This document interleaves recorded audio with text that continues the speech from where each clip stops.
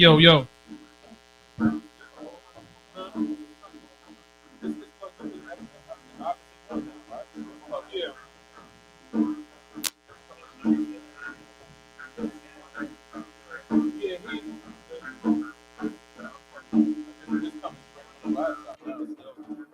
the laptop? Yeah, it's still doing. I ain't got the mix hooked up. It's coming straight from the laptop? Yeah, it's coming straight out of the laptop.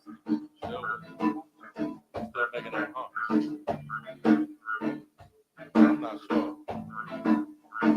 How much time you got left after this? Huh? How much time you got left after this? How much time we got what? When we leave, you in a rush? I'm gonna check. When We you done, are you in a rush? Huh? When you done, are you in a rush? Can't hit the When free. you done, are you in a rush? Kinda. Let me see something here. No, I'm just gonna test it. But if not, I'll just come next week. I'm trying to figure out. It's coming out the mic, is it? Yeah, But it's still a different sound though. yeah, it's not that super. It's not just a that. feedback. Yeah. Yeah, we could probably figure that other sound out. That's electric sound. You know, we could probably figure that. That sound when it was coming today was like. Yeah. That was more like electric sound. Might be tuning in the dials a little over here. Yo, yo.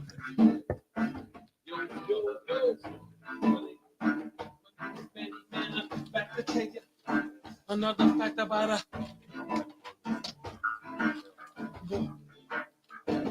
I'm a Kevin man. I'm coming through. When we really blue. So Kevin, I'm coming through with my crew. 1, 2, huh? Huh? I just gave it a title.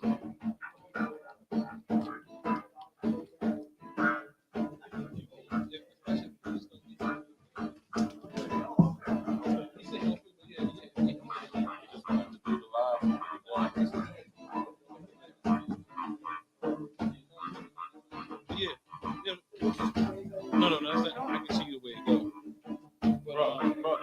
But what I was doing, I just kept saying,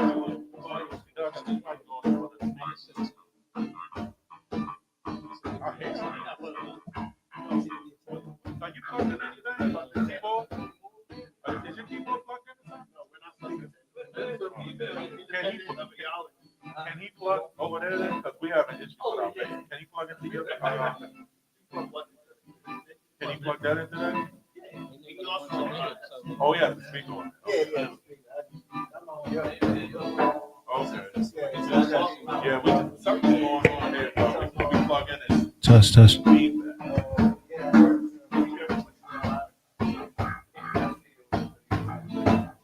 y'all might have to hold it down today.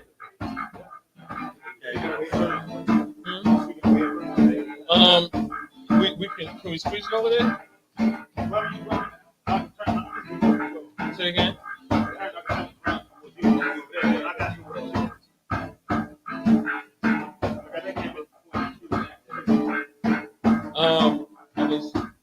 I'm not gonna use this much at all today, but I was trying to figure out that shit.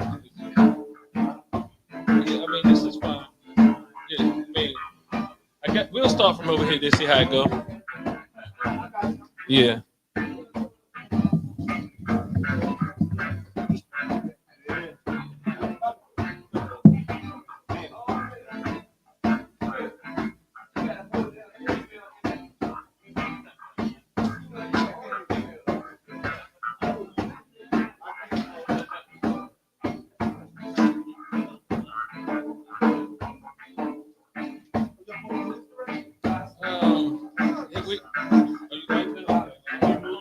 Since you like it. Testing. Oh, you heard me? Oh, look, I was talking about you. Oh, yeah. I'm glad I'm a good guy. Oh, you got the email. I didn't even get the title out there. I'm so becoming so woman. Like that.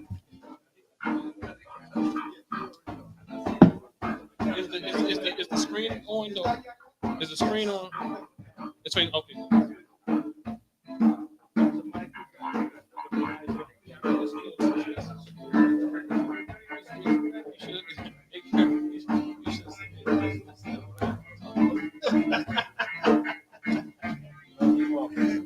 Yes, we in the building. I can't hear nothing. Testing 1 2. I know you want to. Probably so.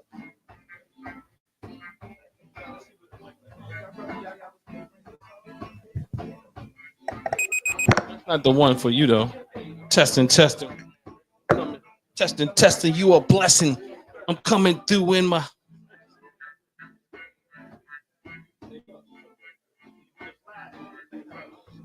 Testing. You a blessing. I know you about perfection. My man Los over there having a conniption. Let's join the circle, Los. Let's join the circle. I gotta switch the camera. Oh. I'll go to switch phone. Oh, okay. Well, y'all can work in tandem, huh? I guess y'all can work in tandem, the camera and the thing. I never had to before. Computer died, then we got Everett, sound issue. you know, but while we sitting down, though, we can test it out a little bit. Yeah. Devil ain't walking in. One of y'all the devil. It's one of y'all the devil. 1 2. Testing 1 2.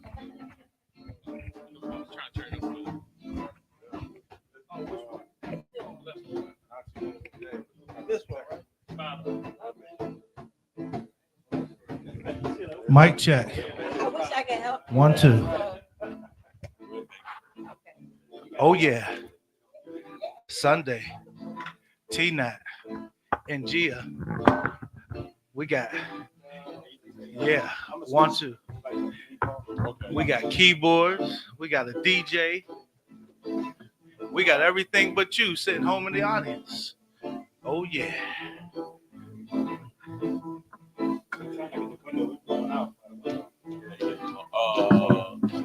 Can we move it a little bit that way? That's good. Now I got 2 minutes. Yeah.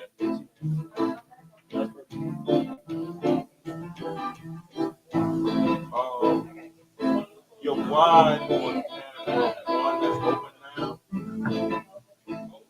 Thanks, brother. Your wide on that one. Is it wide as it be? Is it on the wide as it be on this?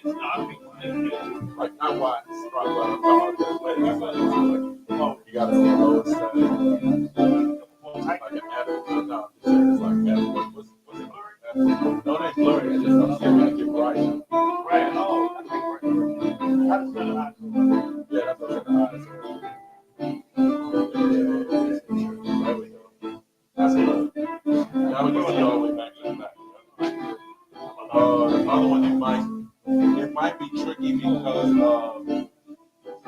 yeah, but you know what? You can angle it away from me a little bit now.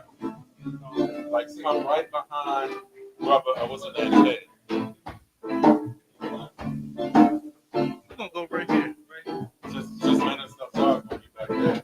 Yeah. I'm not sure. You're gonna start. Yeah, that might work. I think that's too much. Only thing is the mirror. We're just gonna go over there. We're gonna all go over there, right? Okay. Yeah, we're gonna go over there. Right.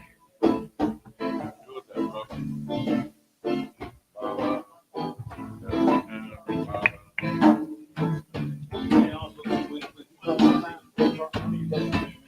Okay. Yeah. Okay.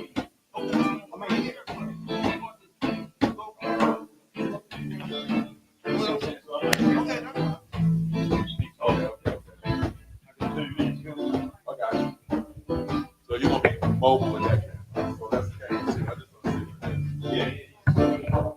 I can still move like.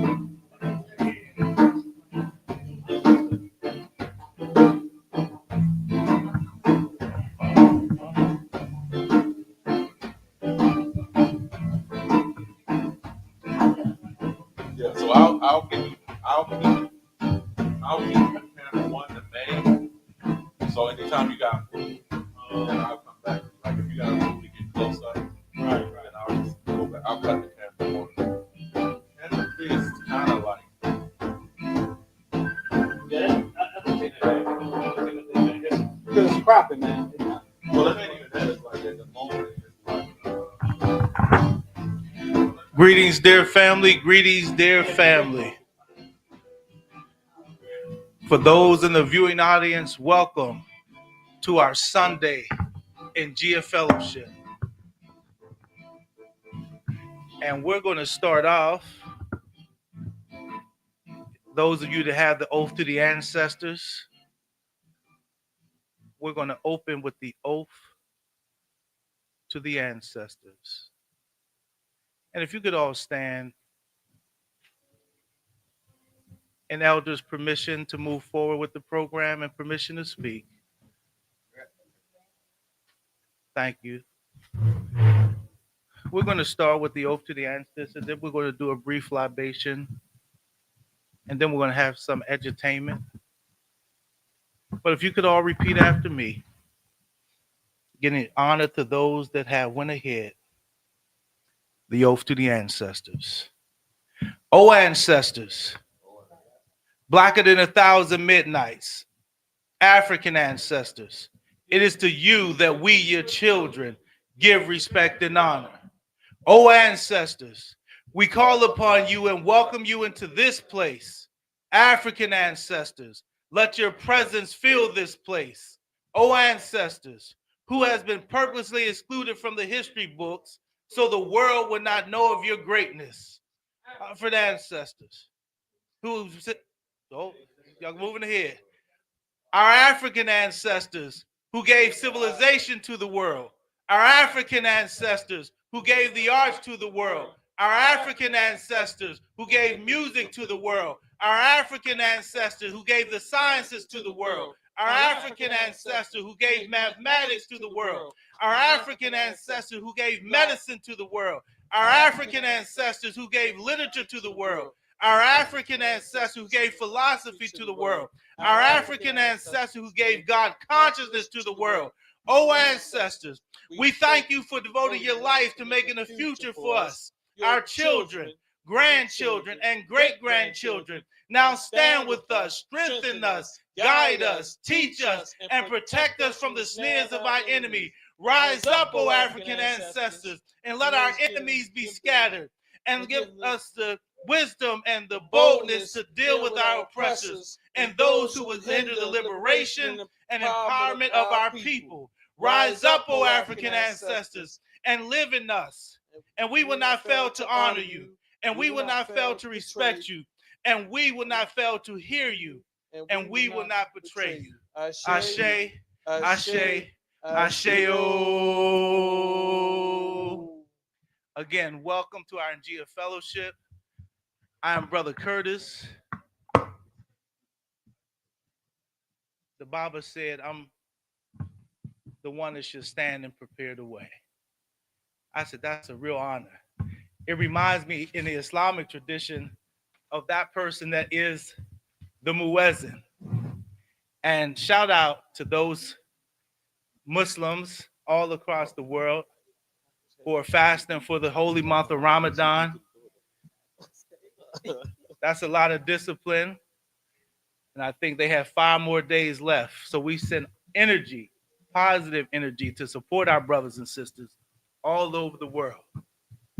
And we're going to continue. We're going to ask Baba Rose if he can come and continue to open the way by pouring a libation. Because here at the temple, we venerate our ancestors. We hold them dear. And we're going to do it through a libation statement. I don't know if we have any water, but we got the water. Let me get the water in the plant. Somebody bring me the plant. Come on, Baba. You can come over here and we can kind of switch.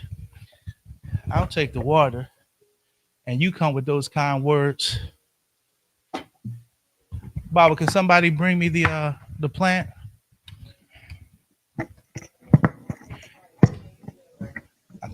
Yes.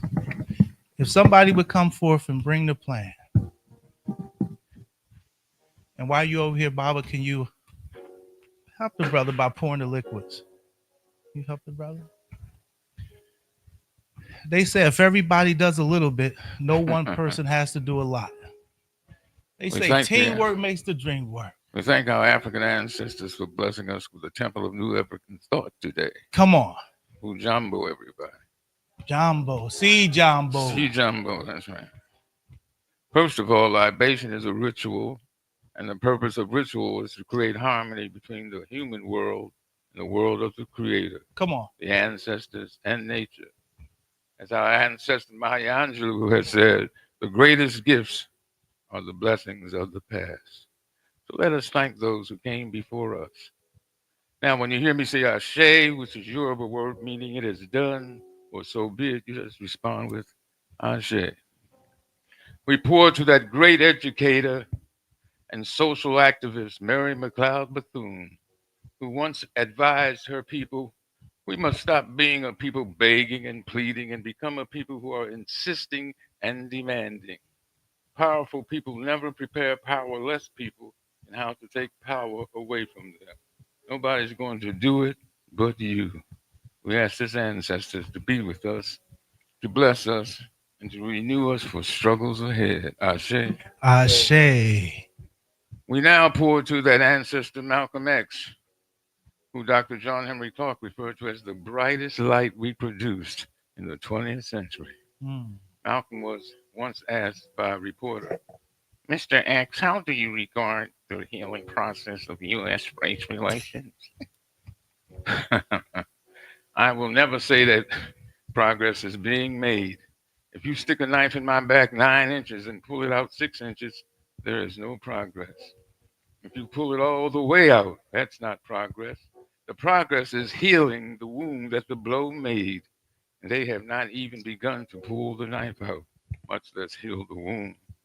They won't even admit that the knife is there. Ah. We ask this ancestor, this bright light, to be with us, to bless us, and to renew us for struggles ahead. Ashe. Ashe. We now pour to that one of the world's greatest playwrights, August Wilson, whose work is a call for African Americans to build their future from the building blocks of their own culture and not from the materials borrowed from the white culture. In other words, the sign on America's door is leave your Africanness outside, but my sign says claim what is yours. We ask this ancestor to bless us, to be with us, and to renew us for struggles ahead. Ashe. Ashe.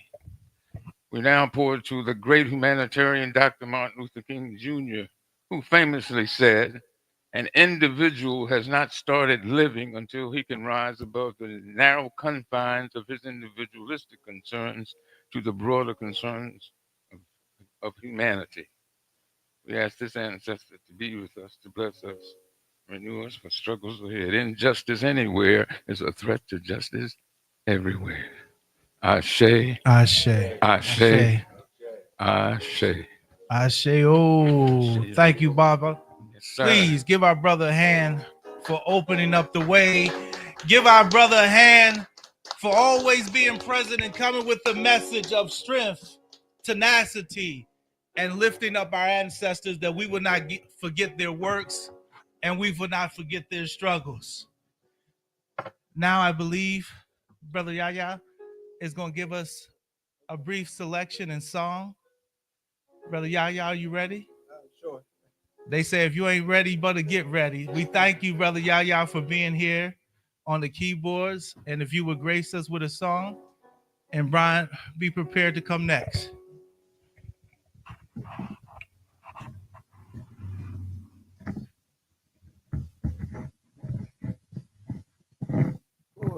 Hey, good. All right, I gotta. All right, see if I can work this mic situation out here.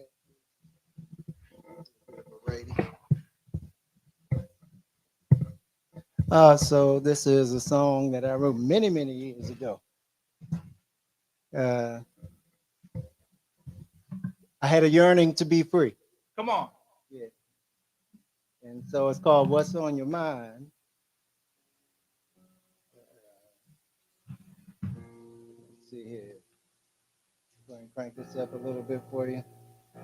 It's a little bit upbeat.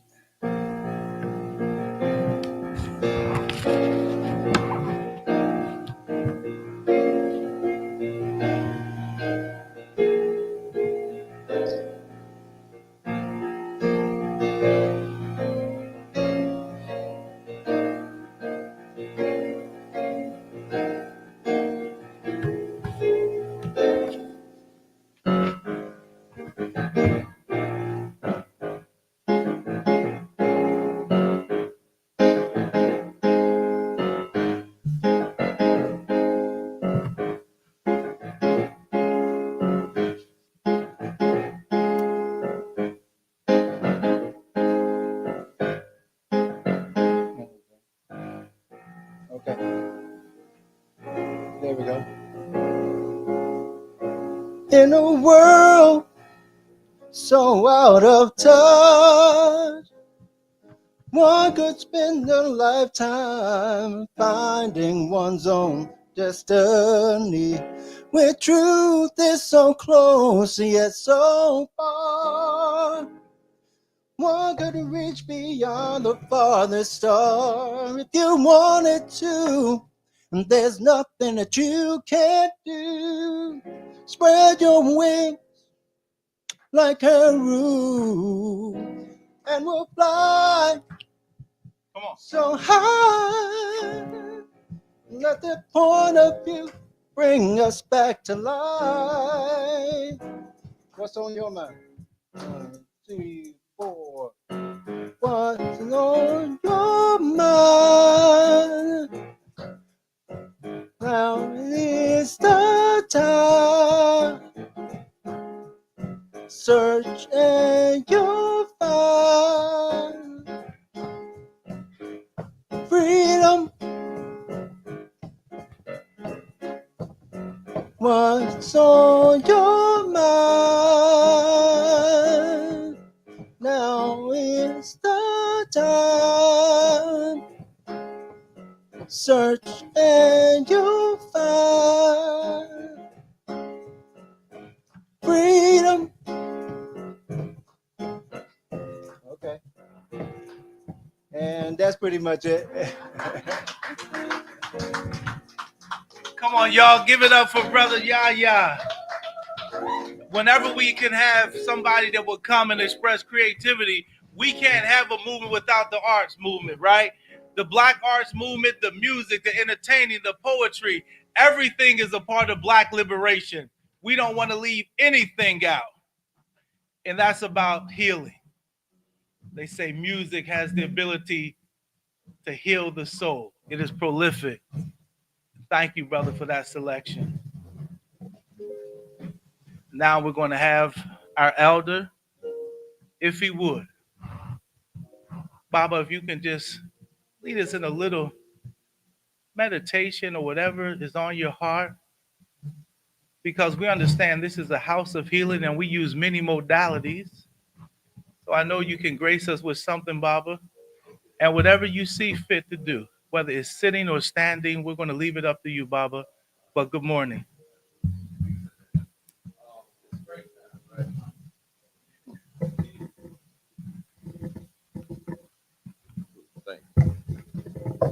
So it's springtime, right? So the springtime, the mics really fly in the springtime. All right, so springtime is growth, right? You know, like everything's coming back, resurrection, etc. So in TCM, it represents the liver. All right, the liver grows. You can cut a piece of the liver off, and the liver will come back. You understand what I'm saying? Yeah. One of the only organs that does that. You know, my son looked at me like, "Is that fact?" Yeah. I say not too, Baba. Yeah. The liver is one of the only ones that can do that. And so the liver represents growth, and it has a sound for the liver. So everybody know where your liver at? Right here. Oh. Right here. To your right side. It's big. It's all across, almost right here, right? All right. So I'm gonna mirror y'all. I'm gonna put mine over this side. All right. It's a reason for everything. So say the sound here. Shh. That's the sound for the liver. Okay. So liver also represent anger. Why anger? Because of blood, right? They say your blood. But they say your blood and shot up to your head. You see what I'm saying? That's the liver control the blood shooting up. So we calm it down like you tell a child. What? Shh. Okay, so I ain't gonna be able to hold this mic. Mic stand.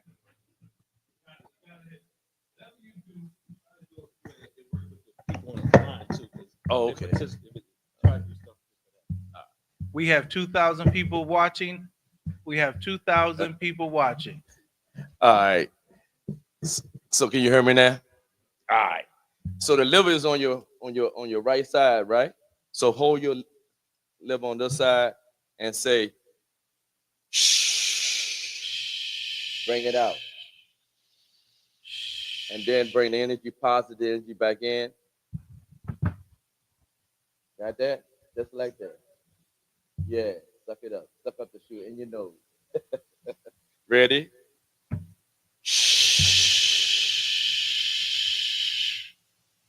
Letting out all negative energy. Now bring in positive energy, happiness, joy. And put a smile on your face. That's the powerful energy. Ready again?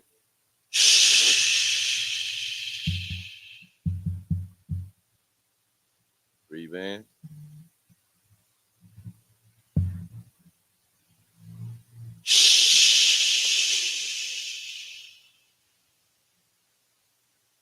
One last time. Breathe in. And let out one last time. This time, let go of your arms. Breathe in. Get the energy from the heavens. Bring the energy down from the heavens. Bring the energy up through the ground energy. Bring it through the human body. Dump it. And like it's just washing all negative energy and let it go down to the ground. They say Mother Earth can take all the negative. All right, breathe in again. Like you got a whole bunch of water in your hand, a bowl of water in your hand, and turn it over and let it wash down. Washing the whole body. Good job. Circle the energy from the ground. Bring the energy up through the body. The heaven energy now. Turn the bowl over, let it wash, and everything wash down to Mother Earth. Bringing it down. Now we're just going to calm ourselves. Hands on top of your legs. Set up straight. Put the tongue in the roof of your mouth. Close your eyes. Breathing in. Go down. Take your mind's eye and go down to your liver on your right side. And I want you to smile at your liver. And I want you to thank your liver for the work it's doing. Even if you have problems with such organs, always look at it in its healthiest state, never the state it's in. Once again, breathe in, take your mind's eye, go down to your liver and smile at it, smile. Thanking the liver for working. Put a smile on your face and just be quiet for a second.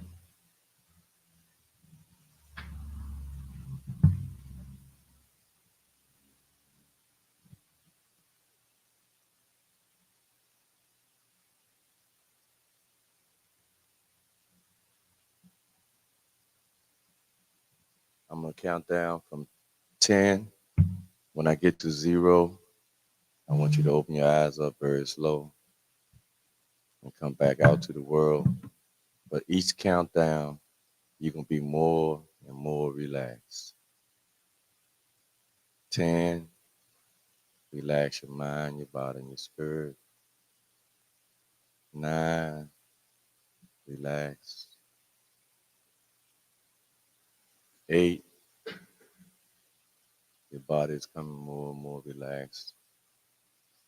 Starting from the head, coming down to your shoulders, your chest. Your body is becoming more and more relaxed. 7, down by your waist, coming through your thighs. 6, going down to your cheeks, your hamstring, your knees, your thighs, your calves and your shin.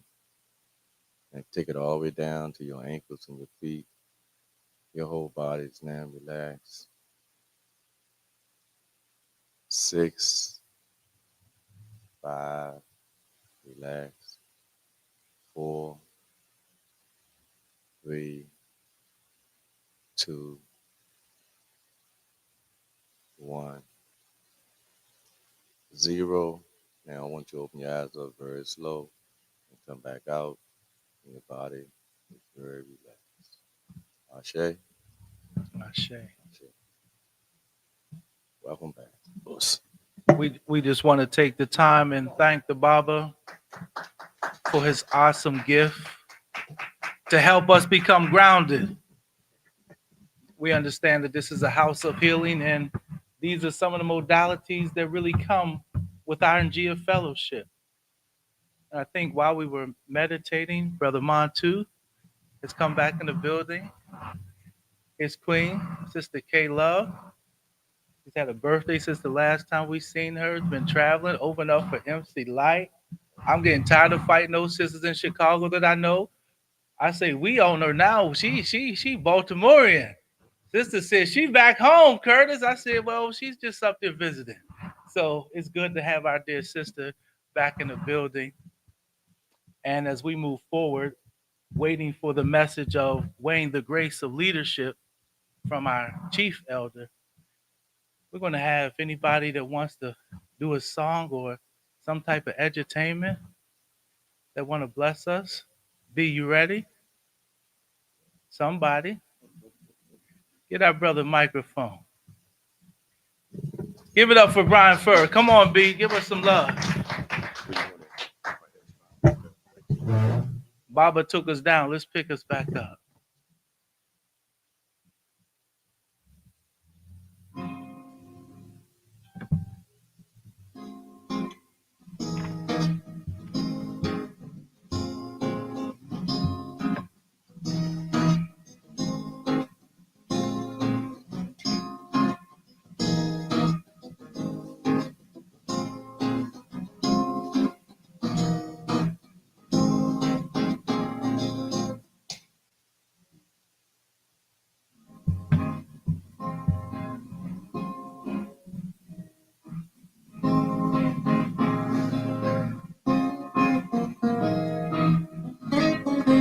Come on.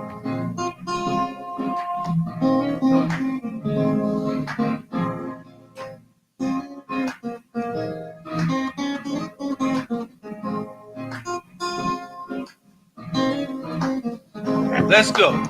Thank you. I guess you wonder where I've been. Come on. Let's go. I went to find the love within. Yeah. I came back to let you know. Got a thing for you when I can't let go. My friends wonder what is wrong with me. Yeah. 'Cause I'm in the days from the love you see.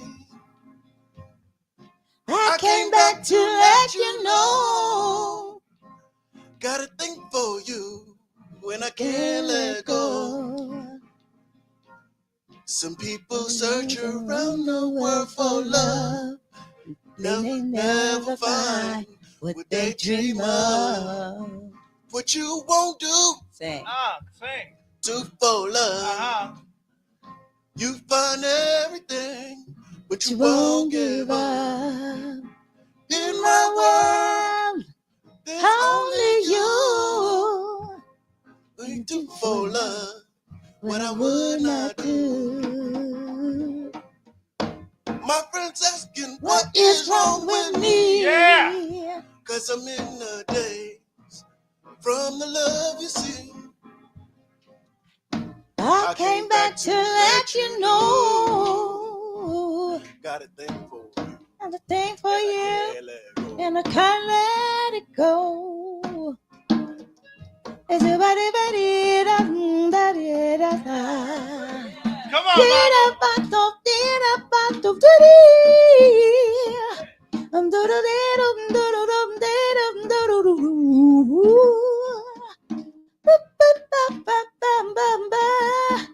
What you won't do for love, what you won't have for love, what you won't be for love, what you won't have, oh love. You do that deep on day, do do do do do do do day. Do do do do do day day day day. Do da da do da da do do day. Do do do do do. Do da da bo de do bo ba da ba da ba dee. Do ba da dum dum dum dum dum dum dee. Dum dum dum dum dum. Oh, bo bo bum dum dum. But remember this: you came from love. You are love, and you're going back to love. 'Cause love is all there is. You came from love. You are love. Black people, you need to know. You going back to love. Do do do do do. Do do do do do. Do do. Do do do do do do do do do. Oh yeah. Give it up for Brian Fur, brother Yaya, and Mama Faluke on the vocals, and that was protected by the red, the black, and the green. Thank you for that message. Wow. When they say there's talent in the house and talent in the building, never be remiss for who is sitting next to you, to your left and your right. We honor those that have came and brought their talents and brought their portion. And we're going to transition from the music to the spoken word. And we're going to ask Brother Nwalamu to come and open up the way for our chief elder. Brother Kevin, you got a message you want to bring? Give it up for Brother Kevin, family.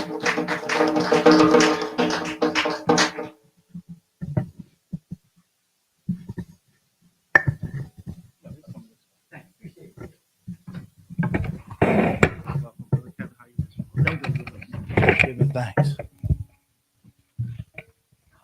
Yeah. Stevie Wonder did a song called Love in Need of Love. That's a hell of a thing when love is in need of love. For me, love is the manner and way in which we communicate as a family, our humanity. And the material that has been given to build on our humanity is character. So when there is a quest, it is a quest for finding character resolve. And that's the issue. When you look at the issue, you know the issue is you. What goes up, it is said that it must come down. What is done above should be done below. And we look at how the sun, the moon, and the stars are interdependent of each other. That means they are in harmony with one another. Someone said that harmony is the key for my sisters and brothers. The weight of leadership. Leadership.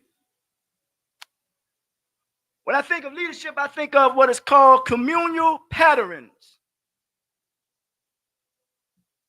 Communal patterns are the frameworks through which societies establish their shared customs, behaviors, and values.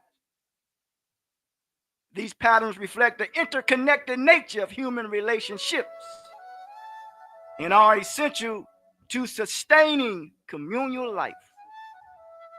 Some key communal patterns include reciprocity, the mutual exchange of goods and services in support to strengthen social bonds. 2, shared responsibility, a collective approach to decision-making and accountability within the community. 3, rituals and traditions, culture and spiritual practices that reinforce unity and identity. 4, collective problem solving, the communal resolution of conflicts and challenges through dialogue and consensus. Not in monologue, but in what? Dialogue. Number 5, resource distribution, the equitable sharing of wealth, land, necessity to ensure the well-being of all members. This country said that there is a pursuit of happiness. Huh? Happiness is the joy that you feel when you're in pursuit of your potential, even though they were self-indulgent men. But well-being is a good word rather than happiness. Huh? Well-being. 6, intergenerational continuity. I realize that Dr. Du Bois says that our way of life have been interrupted. And that's why he talked about reparation. When I'm talking about the continuity, Dr. King one time said that the ghetto is like a domestic colony always being depleted, but not replenished. Has anybody ever depleted you and ain't replenished you? God Almighty. Intergenerational continuity.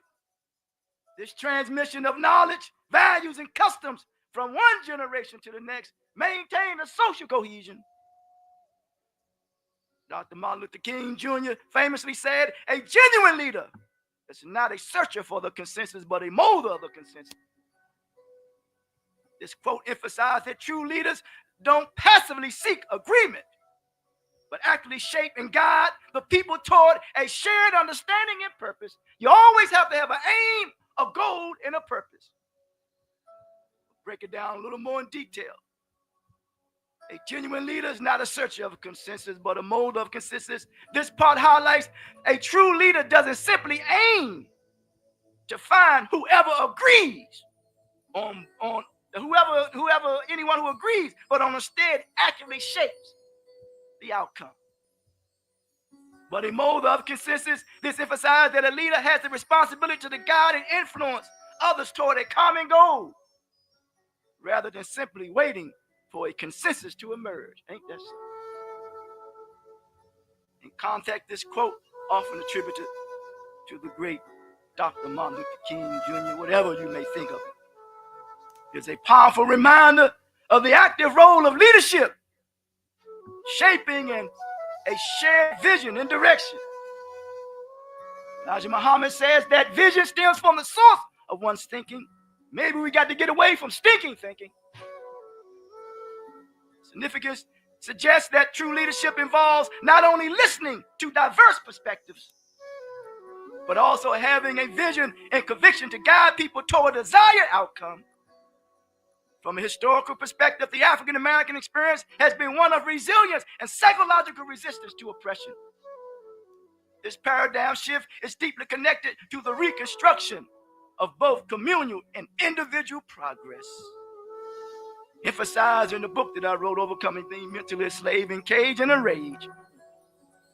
We want to find character resolve. African American religious tradition has played a significant role in fostering this paradigm shift by promoting self-reliance, economic empowerment, and social cohesion. By understanding the historical foundations of African American resilience, we can recognize the importance of reconstructing communal progress. You hear what I just said? I said reconstruct communal progress through business-minded approaches. Isn't this a business here? Because the business is perpetual. It says I must be about my Father's business. That means you must be perpetual, but Father means we must honor one another. When it comes to economic empowerment, building businesses of self-sustaining communities to counteract systematic disenfranchisement. A lot of you all doing that in here today. Religious and cultural paradigm shifts, emphasizing spiritual and moral fortitude as a tool for psychological and social liberation. Community reconstruction, establishing educational institutions, economic initiatives, and social organizations that uphold the values of self-determination and collective progress. We have just made laws, a brother by the name of George Foreman, and I very rarely get into stuff like that, because nobody should be more celebrated than the next individual. But one thing I realized in this wise, in closing, that we all have an imagination.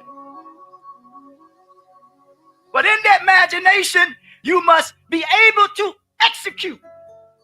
what you imagine that could come about. And the way to do that is you must have a deep conviction about what you are going for and what you're going to bring about. Thank you. Ashe, Ashe, Ashe. You know, the Honorable Elijah Muhammad said that trying to be a leader of black people is so difficult because many of us are stiff-necked, hard-headed, and rebellious. Easily led in the wrong direction, sometimes just hard to lead in the right. And that describes many of us. But I think this is one of those days of reckoning. I think we're going to be faced with the fierce urgency of now in terms of community development. I think we're going to all need a safe haven and an umbrella to get under. And I just hope you choose TNAT as a place to come and build. Because we're looking for leadership and men and women to come and add infrastructure and add structure. The minister said he can't do it alone. He's looking for some strong individuals to come and bring their skills, talents, and ability to this repository. It's about the rain. And sometimes we feel like we know building the ark. And the question is, will you come? Or would you ask, why are you building the ark? It ain't raining. We in the desert. Everything is peachy keen until the rain comes. I say the shield is not made on the battlefield. It takes some preparation. It takes some sacrifice. It takes some men and women willing to come into the storehouse and bring their gifts and bring their talents. We're building a community. This is a movement. And we're looking for soldiers to be a part of it. And not just the people in this room. We know there's people listening in, and there will be people later that will watch this on YouTube. And we ask all of you, we're at 5525 Hartford Road every Sunday from 1 to 3. Networking, politicking, building. So with no further ado, come with a strong message and give this brother a black hand. He is the chief elder. Some call him doctor, some call him minister. I just call him my little big brother. Put your hands together for the chief minister, Dr. Dennis Ausar Winkler. Come on, black man.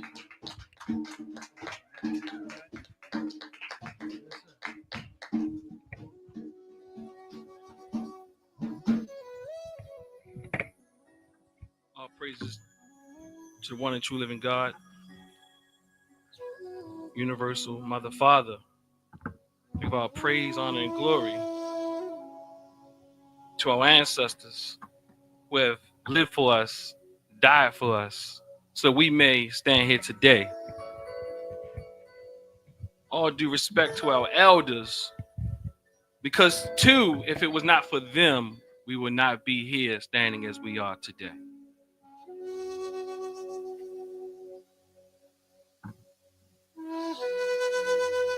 Elders, may I have permission to speak?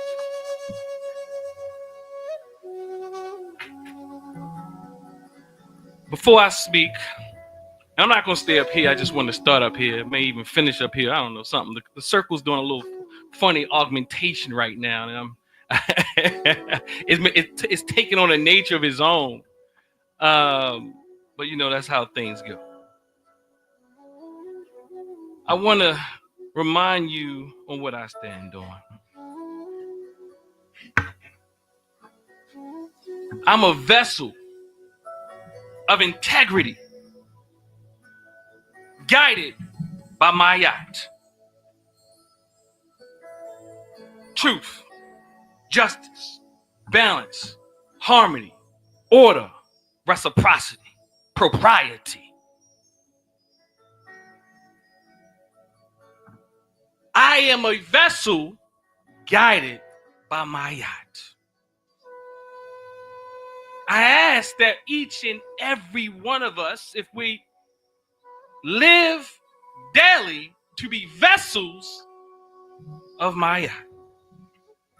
And truth comes in many forms. And I'm also going to say truth is not passive. As Dr. Ray would say, punctified or sissified. Truth sometimes hurts. I've lived my adult life attempting to challenge my ego on a daily basis, to walk in what we call my eye. And I'm going to be honest, I do pretty good at it. I do. So again, I'm a vessel guided by my yacht, that being truth, justice, balance, harmony, order, reciprocity. I walk daily. And I ask that you walk daily, striving to be macaroons, truth speakers, those who are fighting for justice, those who walk in balance. In balance, it requires all types of modes. It's not one way. I was brought up by a man named Baba Ausar. He's always taught me balance. He says that it's something called, what is it called, Baba? Fire and ice. When you look at, what is that, Tai Chi? It's fire in ice, and ice, I might be making this up, in fire. You know, I want to sound like Kevin, Brother Kevin there. So I'm going to say, that's fire in ice, in ice, in fire. Baba named a boxer that we all know named Brother Black Ice. Black Ice, because he said that black ice you can't see. He's a dark-skinned brother. But that black ice you can't see. And where am I going at with this today? This is just coming up in spirit.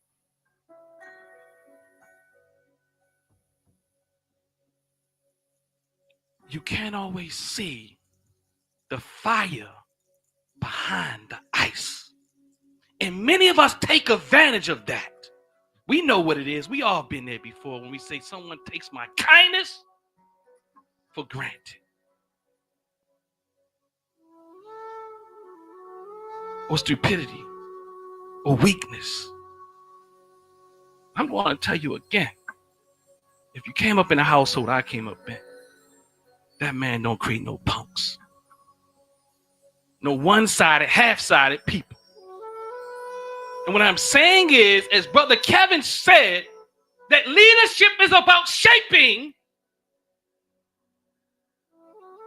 the culture. If we don't understand that, we have some things confused. So the weight and grace of leadership.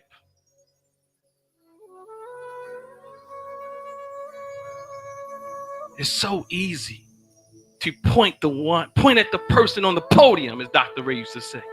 When you up here, many times they says the target is easier.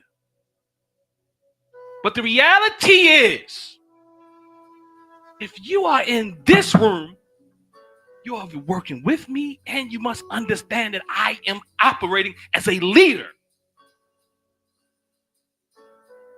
And if that is too much, this ain't the space. I want to be clear. That doesn't mean that you follow anyone blindly or none of that. But again, as I was processing over the last, I don't know how long,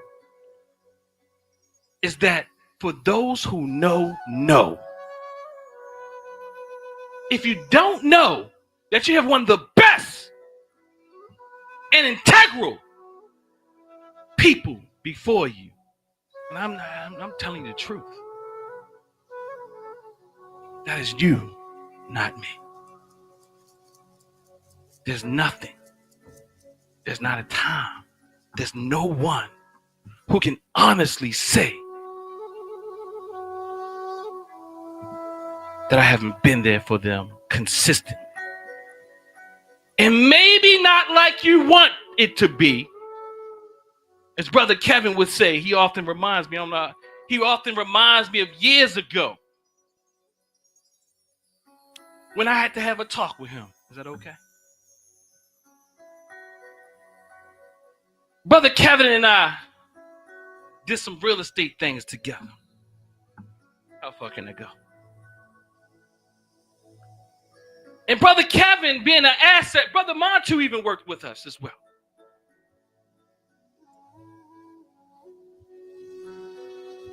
And Brother Kevin, what I noticed is some things changed. He came up to Baltimore from DC. And we had a rhythm going on. We had a rhythm going on.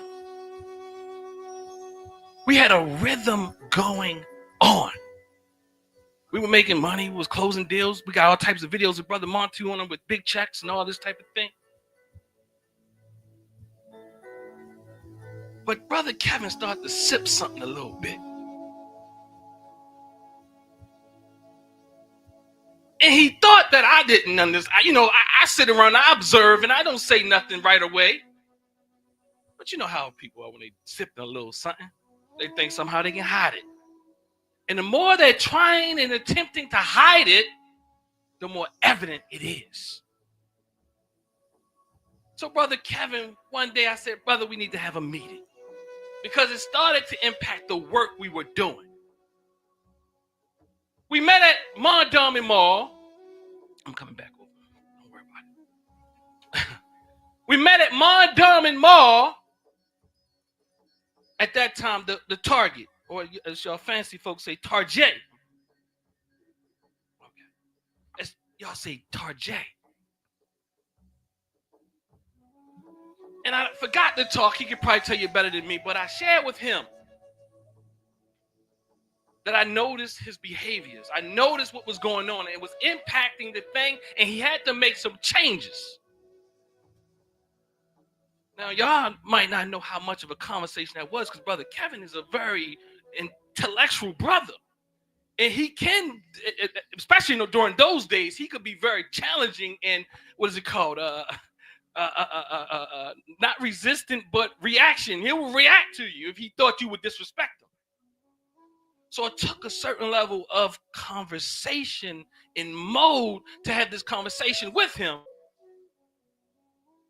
But nonetheless, afterwards, we probably went back and forth or whatever have you. He probably disagreed and all that type of thing. But nonetheless, he tells me to this day, and he tells me he shares with the groups that he works with and the work that he does in the community in addictions, that he shares the story. Somebody had to pull his coattail. And that coattail that was pulled, he said years later, he really appreciates it because since that time, Brother Kevin, as far as I know, hasn't picked up too many drinks after that.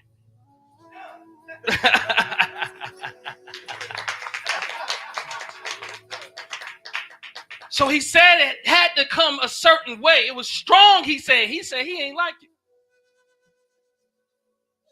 But he said that is what he puts. He actually reminds the people in his practice that we need that type of person in our lives.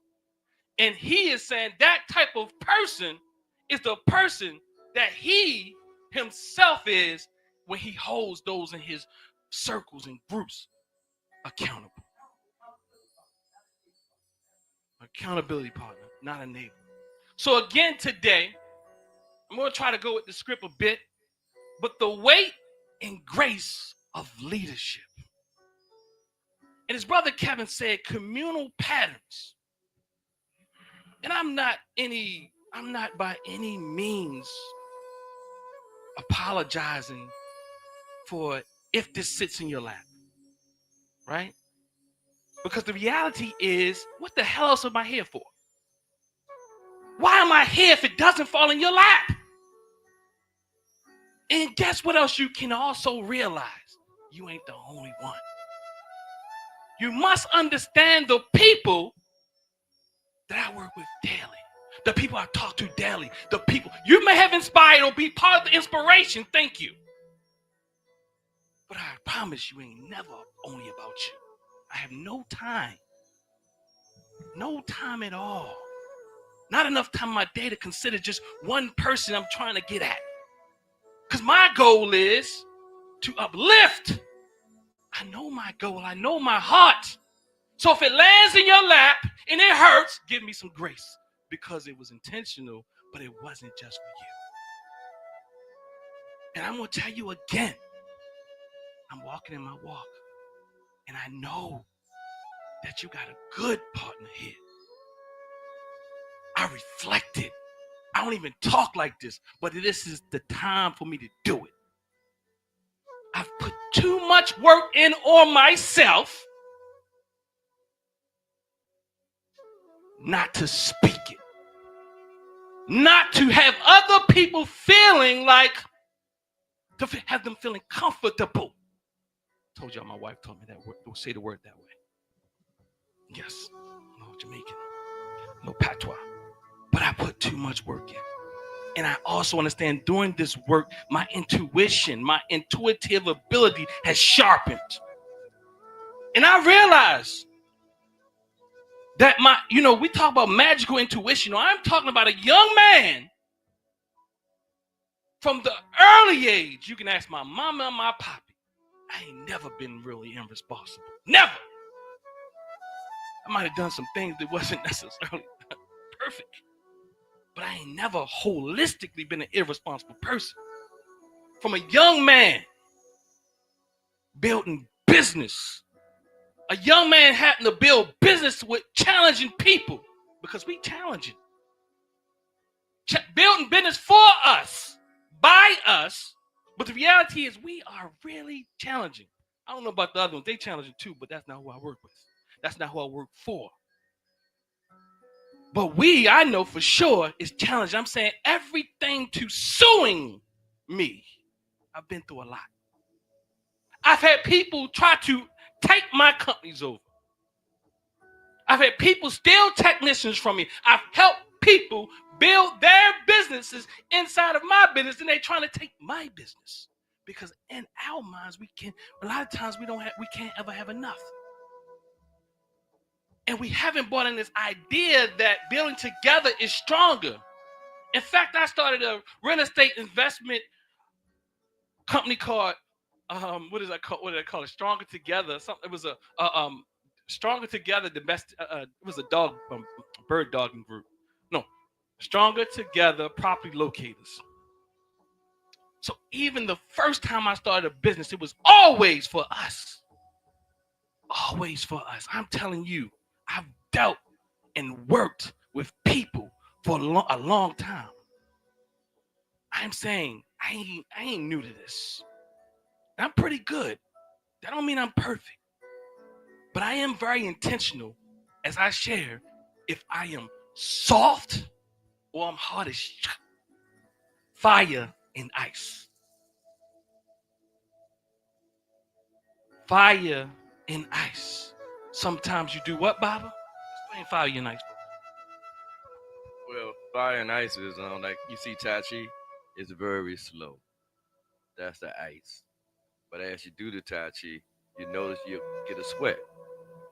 That's the fire. You see what I'm saying? Something very slow will bring out the fire. Isn't it right, Baba?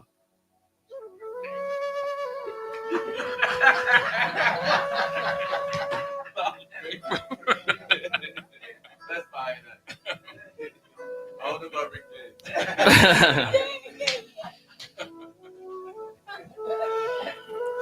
So I want to go with an introductory reflection.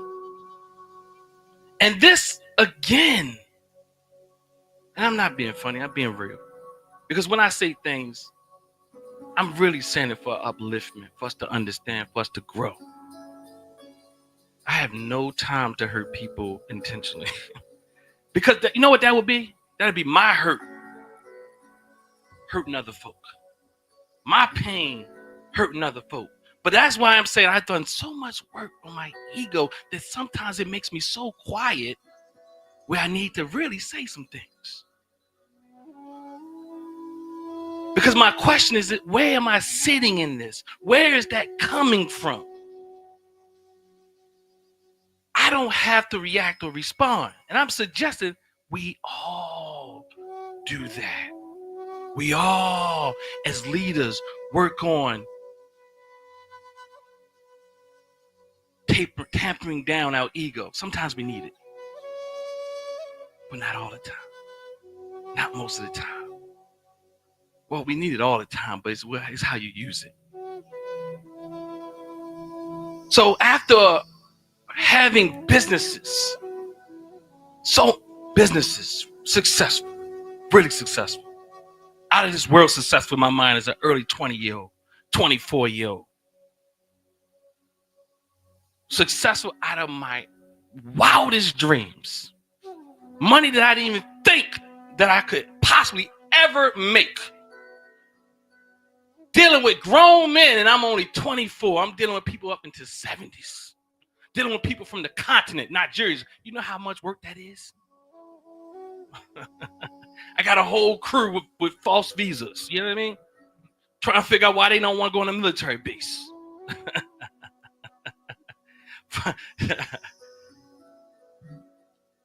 So I wrote this the other day. I posted it on Facebook or Instagram or both.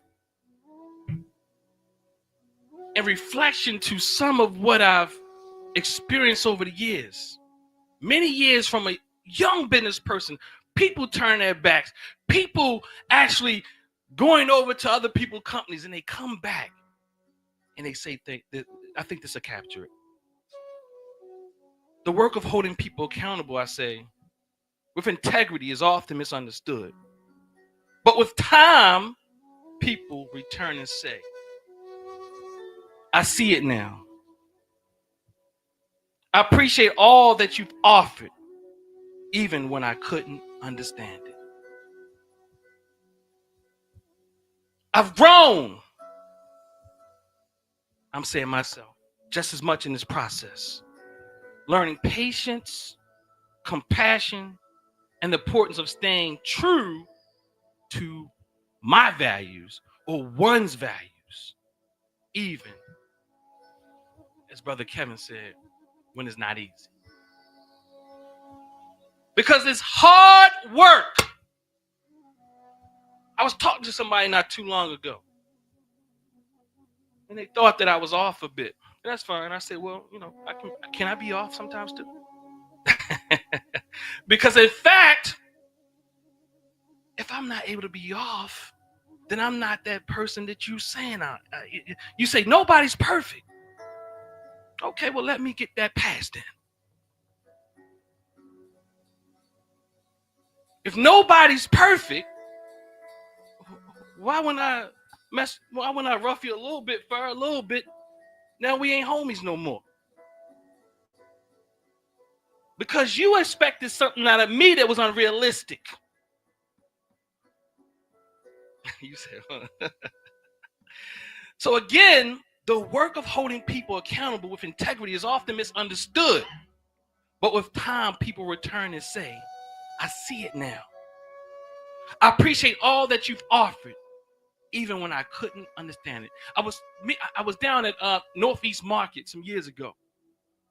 Maybe about 10 years ago. It feels like 3 years ago or 5 years ago. Maybe it was 10 years ago. And the brother came over to me and was like, yo, Dennis. Like, whoa. He's like, yo. I was like, oh, what's up, Dress? He conscious now, so he followed me on like certain things and everything. I don't know. Was you with me? I don't know. We was down Northeast Market. And the brother came up to me and said, man, I want to apologize to you. You know what this brother did? Because I've always been stubborn. Yes. If it's value written, I'm going to live it out. Believe it. I'm gonna die with it if it's necessary. There's a rule that when you're a contractor, I had subcontractors. There's a rule that your last check is held for 90 days. Because you might have caused all types of heck out of there. You might have put holes in people's roofs, and there might be some damages, so we have to be able to collect something if that happens. He knows that. Everybody knows that they signed the contract at the beginning. So what he started doing, once he realized he was going to move on, he kept the boxes from DirecTV at that time ransom, because they cost a lot of money. And if you don't install them in 30 days, they will charge you at least $500 for each box. He probably kept maybe the $500 ones, the $1,000 ones, and he had a whole thing. Now, he said, well, I got these boxes. Now, the reality is the person checking in and out the boxes is supposed to have caught this guy had boxes. They weren't doing their job, though. To see that, he's setting up something. You know what I'm saying? So, basically, he had all these boxes, and he told me, I want my check.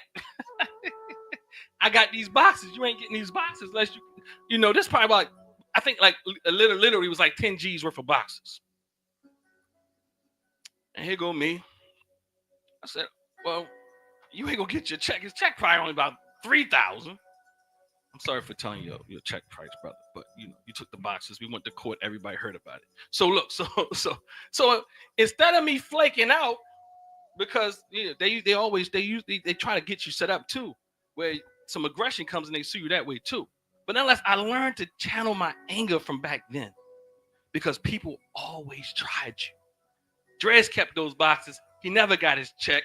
I took him to court. I had to learn to go through the system. While this man took my boxes, 10,000. I didn't think I was gonna get the money back. But guess what? Drez showed up to court.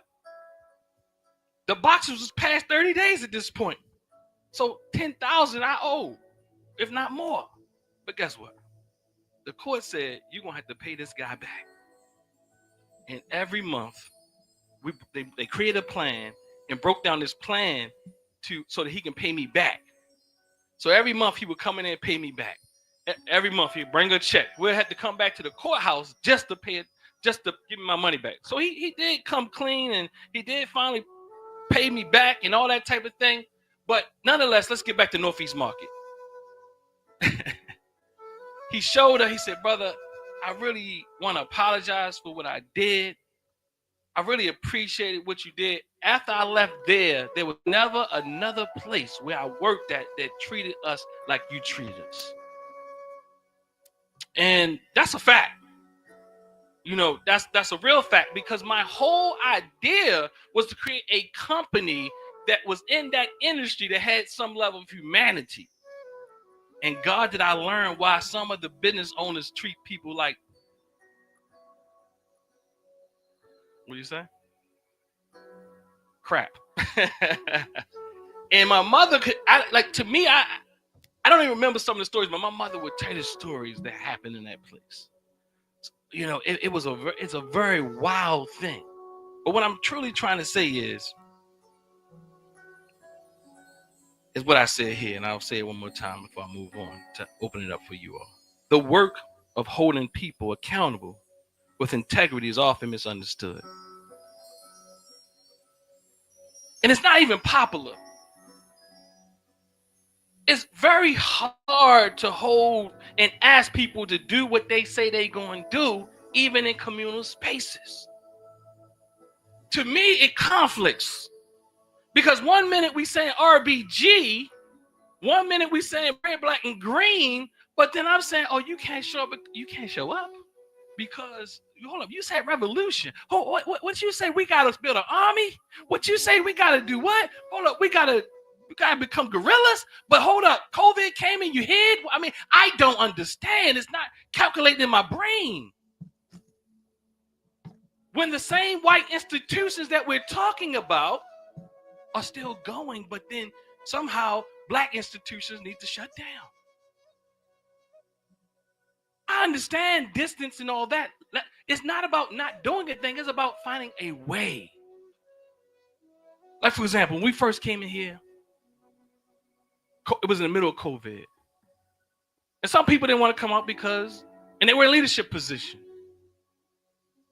I said, well, nobody else has to be in the building with you. You can come in and do your part with nobody here.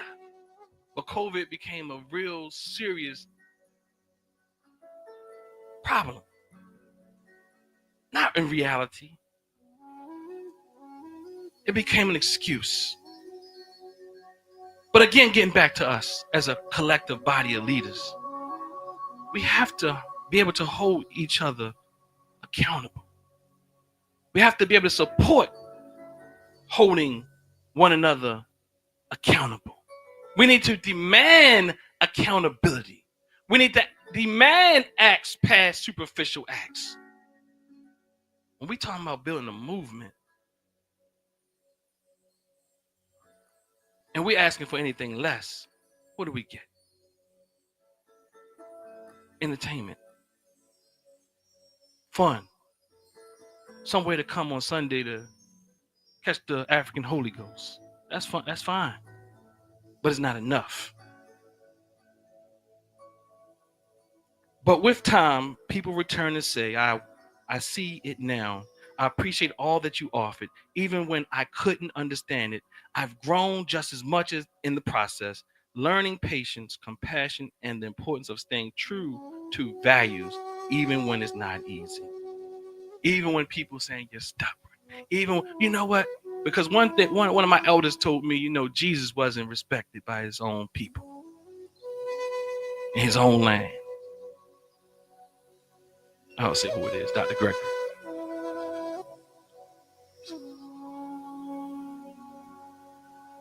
So I want to read this. Think of a time when someone held you accountable at first. You resisted, but later you saw the gift in it. Think of a time when someone held you accountable at first.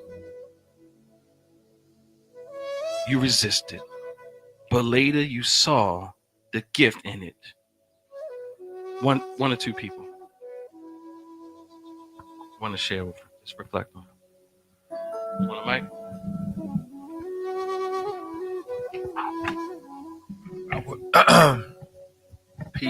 Peace. I would go back to my childhood.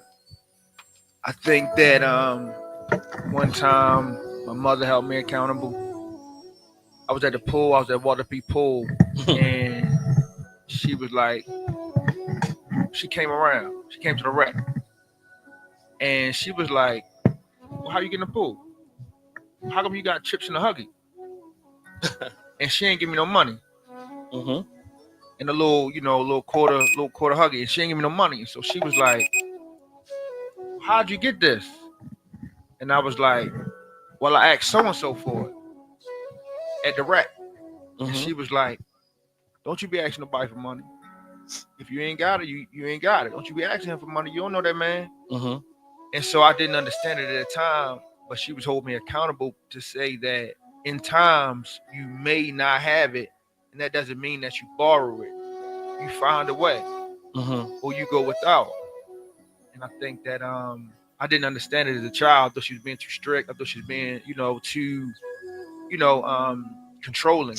But as an adult, I understand exactly what she was doing and the principle she was trying to install in me. Could you say the principle one more time for us? The principle was, really not borrowing, but understand that if you don't have it, you don't necessarily need it. If you don't have it, you don't necessarily need it. And if you really want it, you can find a way to get it, and not necessarily by borrowing or creating debt. But sometimes if you don't want it, if you don't have it, you don't necessarily need it. And that really resonated with me to this day. Thank you. Well, situation that comes to my mind, I wasn't all that young. But if you remember, I had my sister, Queen Mother Mashariki, passed last year.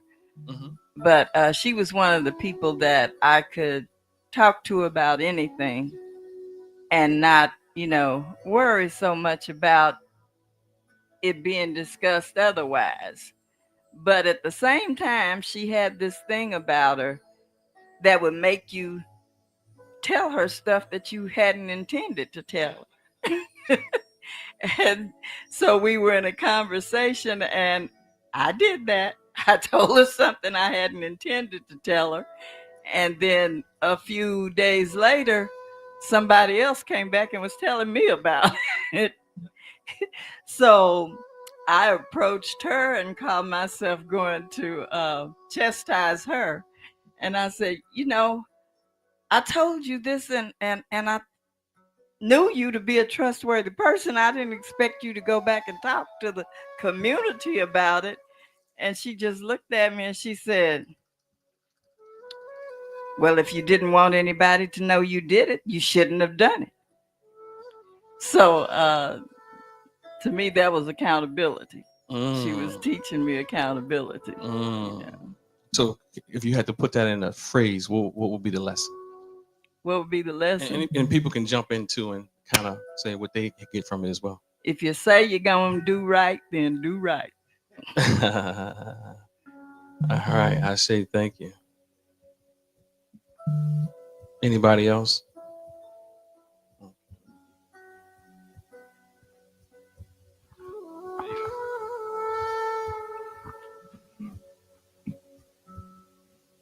All right, greetings, everybody. I am Brother Yaya. What the brother speaks of is so true. I think somewhere along the line, I learned that it would be better for me to hold myself accountable because when other people hold you accountable, you're usually a little bit resistant right up front. So I just kind of got into the habit of holding myself accountable more than other people held me accountable. And one of the things that I recently held myself accountable for, literally just a week or so ago, about a week ago, I was. I'm gonna hold you accountable though. Okay. I want to hold you accountable right now. Okay. I want you to give an example. I want you to follow the question. Oh, okay. When somebody else held you accountable, but later you saw the gift. Well, let me say, at first you resisted, but later you saw the gift in it. You can't. Oh, I mean, shoot, man, I've dated a few women, and women have held me accountable. Let's get on that one. Yeah, so I appreciate that. So of course there were times when and a specific thing because I wasn't really thinking along those lines, but since you're holding me accountable, there have been times when women say you need to step up your game, whether it was in this way or that way. And then I had to say, you know what? Maybe I need to step up my game. So I do recall at one point drawing a line down the middle of a piece of paper and putting all the things that I thought I was doing right and all the things I thought that I was doing wrong, all the things that I was getting positive feedback about, and all the things that I thought that I was getting negative feedback about in relationships to being in relationships. And I thought about all the things that women have confronted me with. And I looked at the things that I could change and I changed. The things that I couldn't change right away, I just said, I'm just going to go ahead and work on it. And the things that I couldn't change, I just, but the little bit that I did do, I started to see the results. The improvements, the desired results begin to come about. And so I'm grateful to those women for holding me accountable in little teeny ways that I, in my ultra maleness, I had blind spots too. So my blind spots were no longer blind spots. I'm sure I still got some. but I'm grateful for those. Thanks for sharing. Yeah. Can you sum that up in a phrase? What's the lesson? So summing it up in the phrase. What did you learn? Let me see. I would say I guess I'm gonna be kind of general like the sister did. When people are asking you to step your game up, no, the lesson was blind spots. Uh-huh. The lesson was blind spots. Uh-huh. That I discovered that I had some. There were things that I could not see about myself that I only could see through the eyes of somebody else. Yeah. I see. Thank you for that. Thank you for that. So I'm going to go with 3 pillars. Standing on truth, even when misunderstood. Let me say it again. Standing on truth, even when misunderstood. The beautiful struggle, and legacy and accountability to the ancestors and future generations. Then we'll close it out. So there's an African proverb that says, and you might see it behind me right now, truth is like oil. It will always rise to the surface.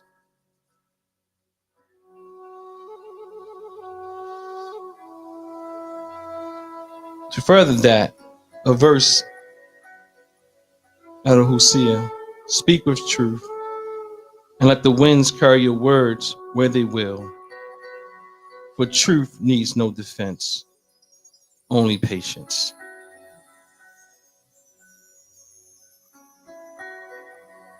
That goes, you have something, Mama? Okay. So again, speak with truth, and let the winds carry your words where they will. For truth needs no defense, only patience. I'm asking if we can reflect on that in our own way as leaders, amongst leaders. Speak with truth, and let the words carry your words where they will. For truth needs no defense, only patience.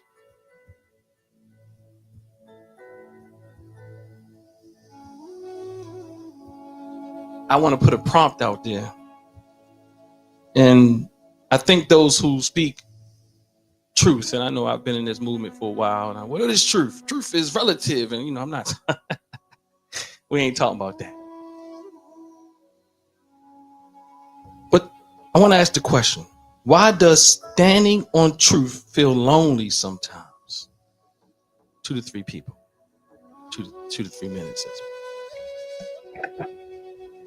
I think standing on truth is lonely sometimes because truth isn't always convenient. Standing on truth sometimes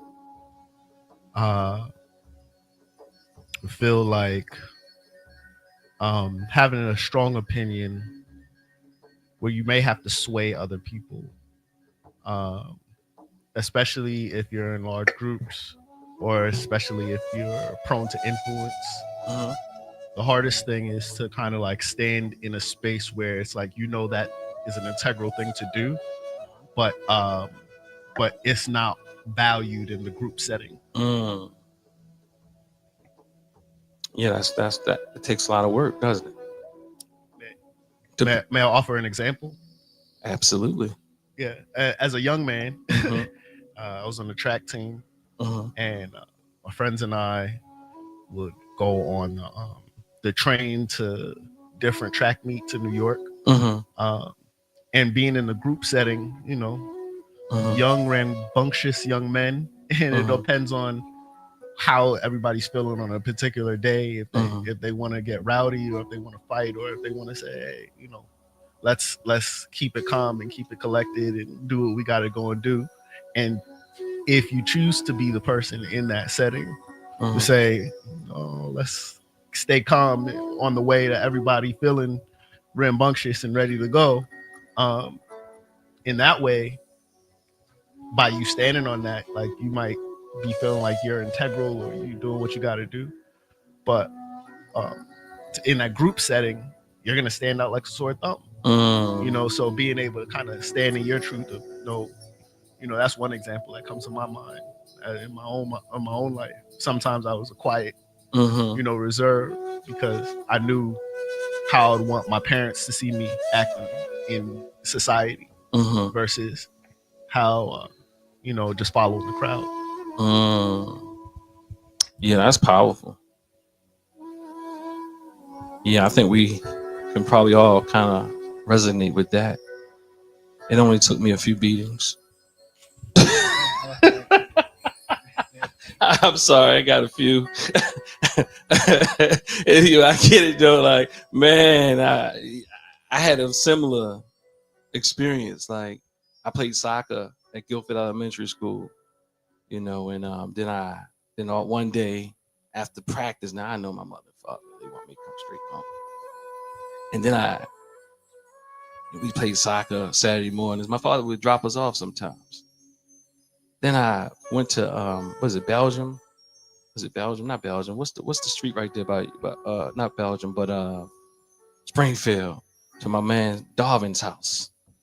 And I was just talking to him about that a while ago. He was like, "Yeah, Dennis, and he remembered. He said, "Yeah, that's the first time and last time you came." And yes, it was the first time and last time because I stayed out and I didn't go straight home. And I guess they was worried about me or something. But I think, yeah, it didn't work out. So what I learned though, I'll be honest with you, I learned this is what Brother Kevin says. Where he at? He gone? That my parental pressure was stronger than my peer pressure. And I used to think my mother and father was watching me with tape recorders and stuff. Oh, I'm being serious. Like I'm thinking they watching me. Like, look, I was let me be good. You know what I mean? But definitely, I really that group think is very difficult to come up against, though. Yeah, so that's lessons learned tonight. You got something? Yeah, I think that same group think comes up in many times in my life personally, and I think about that, and then even as I'm older, I take strong stances about certain things that I want to do or don't want to do. Like I personally don't like to gamble. Like I don't enjoy it. The idea of losing money for me is is scarier than the hope of gaining it. Wow. So I just don't enjoy it. So I think it's fine if people come together in a group setting and they decide they want to do some gambling, but that's not gonna be me. Yeah. And I'm gonna stand out in that way. just because that's just that I don't even want to lose the $3. I don't care how much it is. So there's a strength there.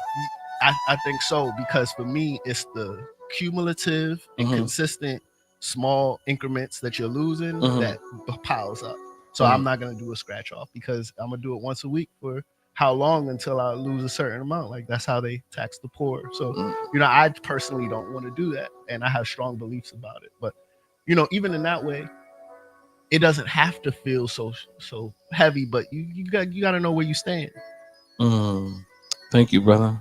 Anybody else? Me. Greetings. Hello, everybody. I feel like truth can be lonely because not everybody will accept the truth and want to hear the truth. And going back into persuasion, people can be persuaded by what they want to hear, what they want to hear instead of what they need to hear. And so I feel like being on the side where you're telling them what they need to hear will make them leave and go where someone will tell them everything they want to hear. Hold on to the mic. Yeah, No, I remember you. You came in here last time and lit this place up. Don't you keep coming back from Chi-Town lighting places up now. You're welcome all the time. Now, it's a song that goes along with what you said. It's called "Whisper Sweet Nothingness in My Ear." Whisper sweet nothingness in my ear. Whisper sweet nothingness in my ear. Yeah. She just wanted to hear you love her. I love you this much and all that. She know it ain't true. You know what I'm saying? All the verse, all the advice, you know what I'm saying? She's saying it to you. Thank you. Anyone else? Go ahead, Bob. philosopher named Howard Zinn said one of the most revolutionary acts one can engage in is simply to tell the truth. Because we live in a world where right seems wrong and wrong seems right, upside down right. Good example of that is Trump, who constantly tells lies, you know. And I'm on it. Hitler said, "What luck for the rulers that men do not think." If you keep saying the same thing over and over, people will go for it. They believe it. You know. So I would like to share the house that I grew up in, and I like that concept that Baba Kevin talked about, communal patterns, because we have family patterns too. And so my family pattern was, it was beat into me, truth. You got to tell the truth. And I'm so thankful for it. But as a young person, I was in an environmental setting, and I think I wanted to fit in, and so I lied about something. And the spirit would not allow me to rest. Even as a young person, kept reminding me, you were not operating in truth. And so for me, it's so important to be truthful first with yourself before you can even begin to embrace and accept truth from anybody else. So what I had to do, I had to go back to that community, and I had to publicly admit, I struggle with that, but I had to publicly admit that I lied about something and ask for their forgiveness. And what that did, that grew me up in areas that would not allow me to go there just for acceptance. And yes, standing in truth, it can be very lonely, but you can sleep at night. And you know that when you have spoken the truth, you've planted some type of seed, some plant, some water, but it's the Almighty that gives increase. I'm complete.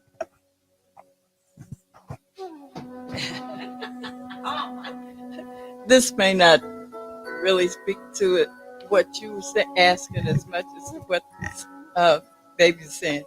But I just want to express how difficult it is when people do practice saying what they think you want to hear instead of really saying the truth. That's even when it comes to you giving some grandmother giving grandchildren advice, and they think they so smart that they know what you want to say, what you want to hear. And so they come at you like that, like, oh, let me just say this, and then she'll shut up. And everything's cool. Yeah. So in the next section, thank y'all for that. Hold up. You said can you sum that up for me in a statement? Well, if you as an elder, as a grandparent, you got the best interests of your children at heart, your grandchildren at heart, when you're trying to tell them something, or when you're trying to interrogate them, or just find out what they actually did, so you can discuss with them what would have been a better way to do that, or how you feel like they should have done it. Absolutely. So it's just about, in order for me to help you, you need to let me know where you really at. You need to tell me the truth. Yeah, I get that. That's really, I think, impactful even in therapy or counseling as well, right? You'll sometimes see even partners that come, well, I'm leaving if you don't tell the truth. If you're here, tell the truth. Or we're not going to be able to get the help, And the good thing is most of the time you can kind of tell when people they're not really telling the full thing, because when you realize certain things, you can kind of put pieces together. But yeah, I think it's important I think that links back to what Mama Fluke said, even, because you have sometimes people are not telling the truth. Even they just, as my brother said, has blind spots even. So sometimes it's about bringing those blind spots forward. And the fact is, if you're not open then what happens is the blind spots just exist. You know, one thing I've learned, you know, and I think I think it was someone was saying something. I think I was going to build off of what you said earlier. Is instead of me challenging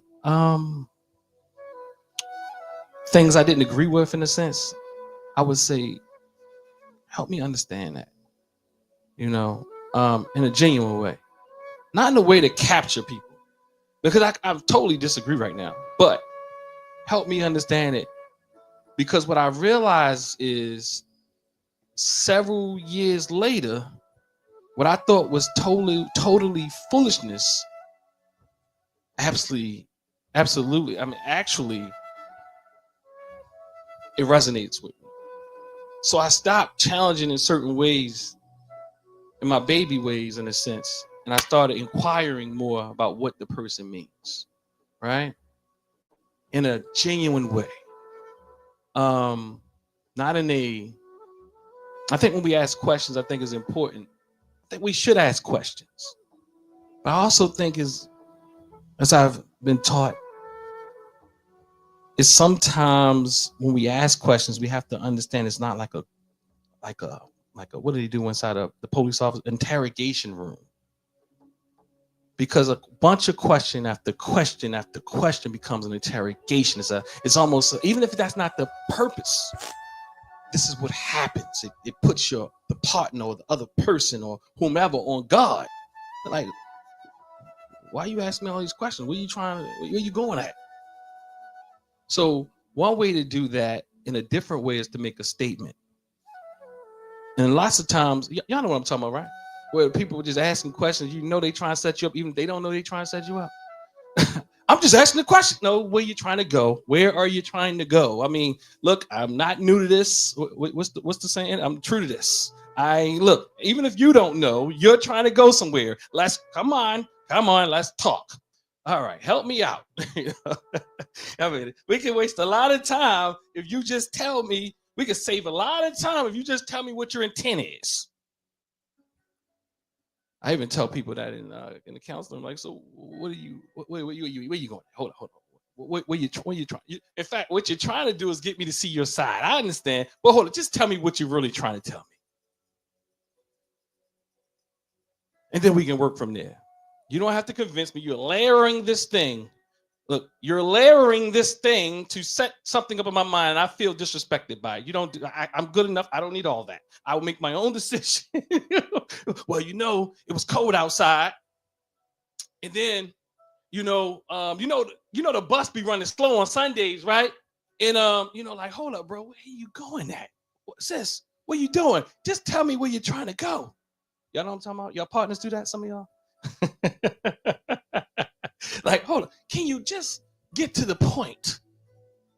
I mean, what are you doing? So a good way is to make statements. Like, so instead of asking a whole bunch of questions, because it's like, you ever been on a stand and the lawyer asks you a question and you ever did a good job, you answer the questions in a way that they don't trip you up. But that's how it feels when people ask you question after question after question after question. So ask a question and make it meaningful.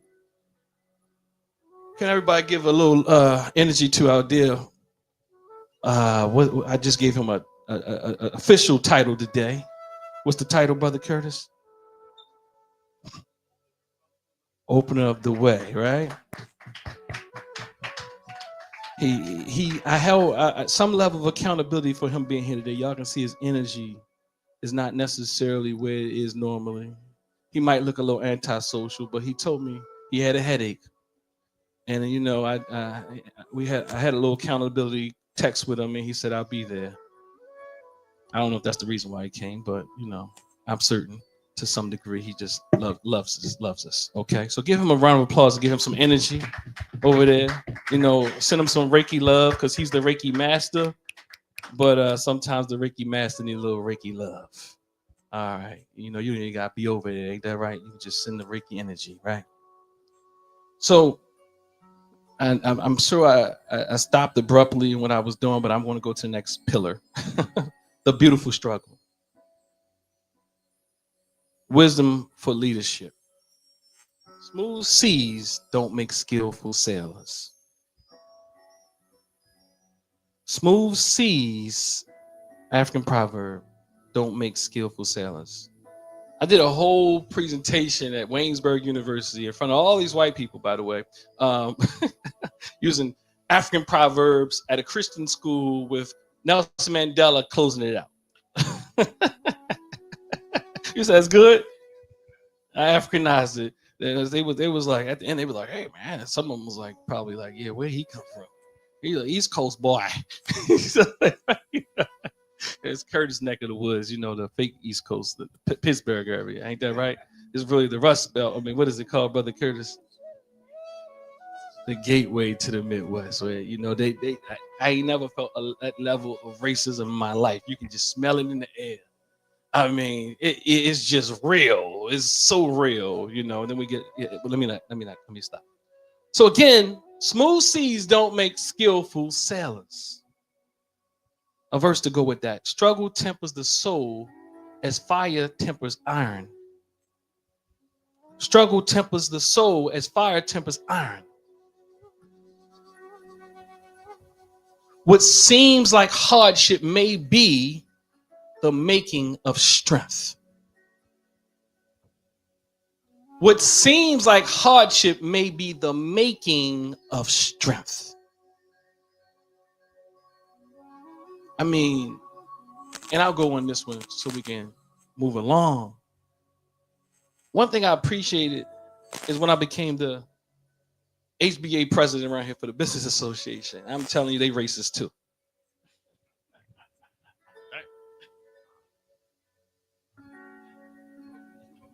Welcome to America. And what I realized, and Brother Curtis can tell you, they racist.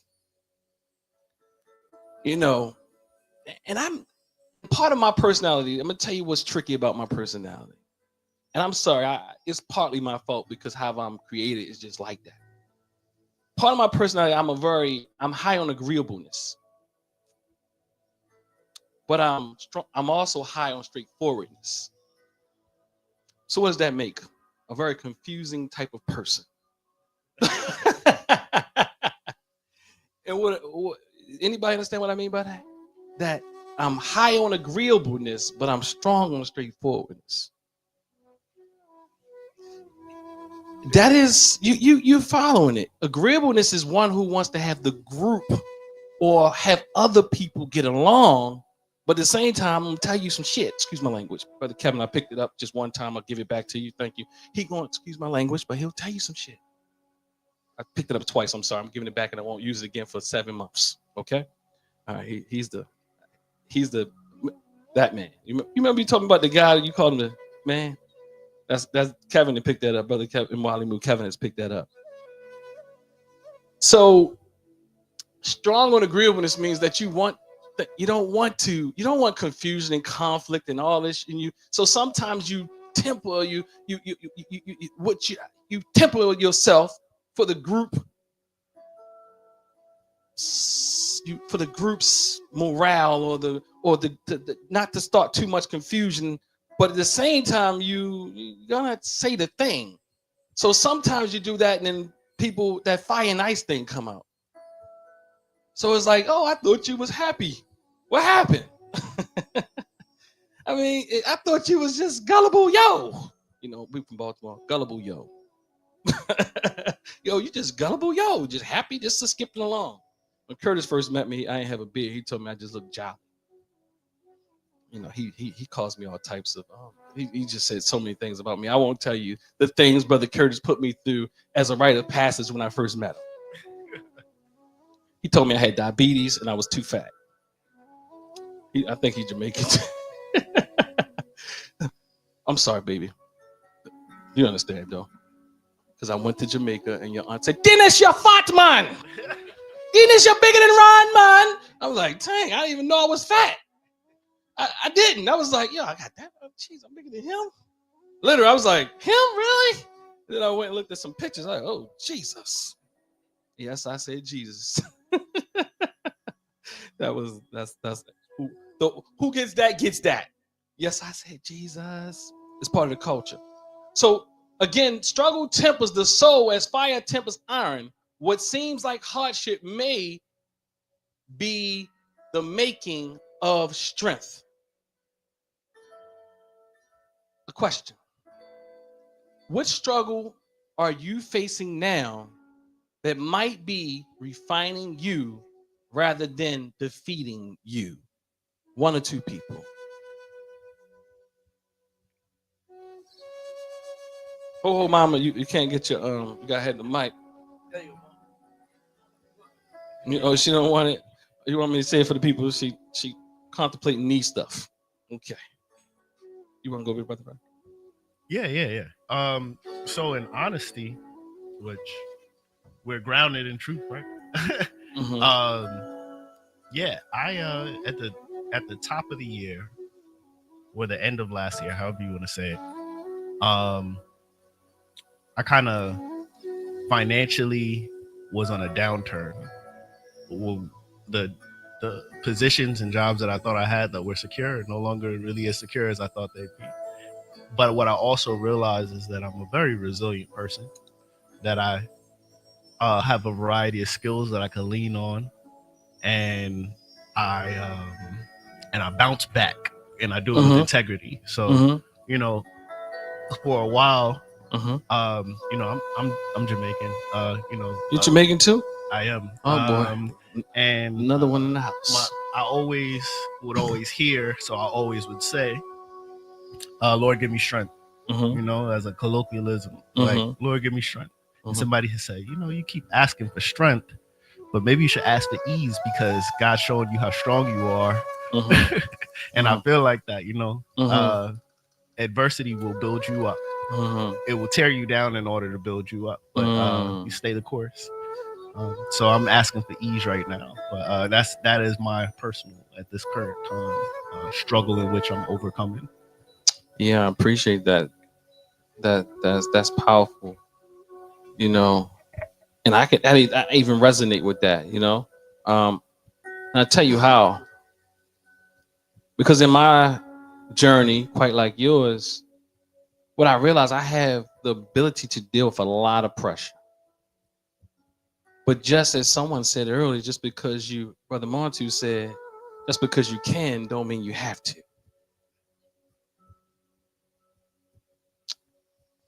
Just because you can don't mean you have to. And that came from a lot of working, right?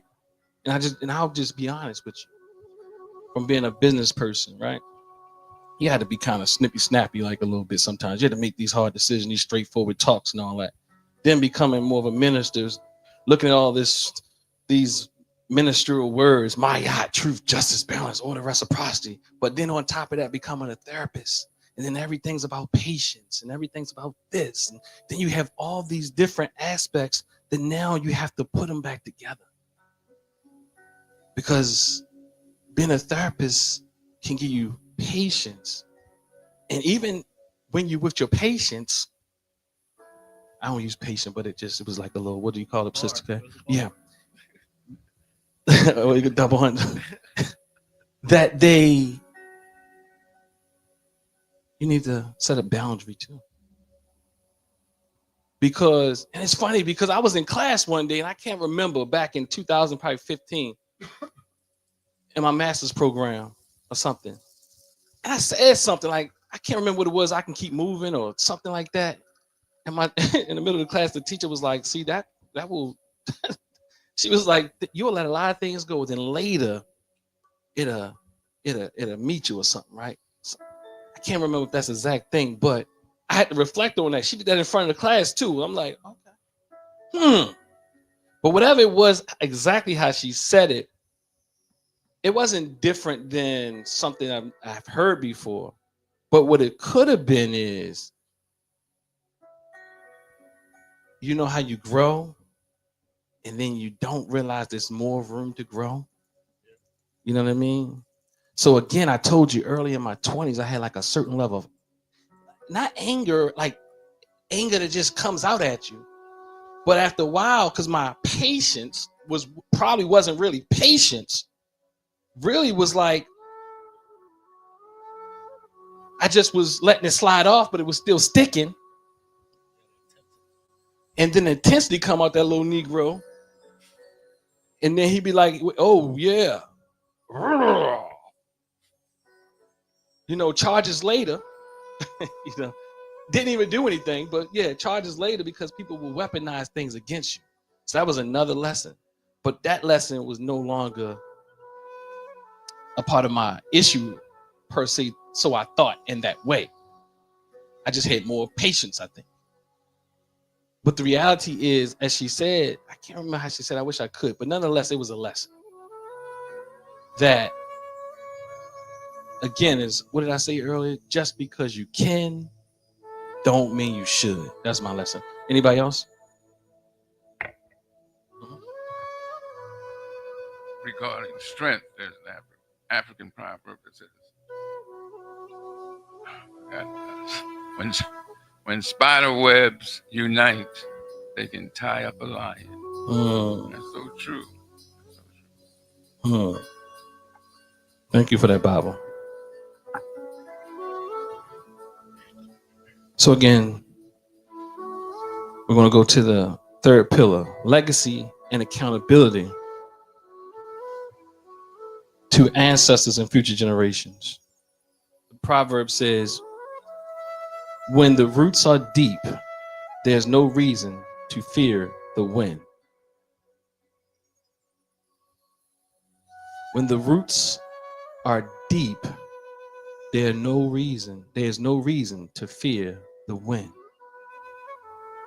Another proverb says, I don't think I have it here. Oh, yes, I do. A society grows great. This one right here. This one right here, y'all. Just reflect on it. I was like, dang. African proverb. A society grows great when elders plant trees whose shade they know they shall never sit in. A society grows great when elders plant trees whose shade they know they shall never sit in.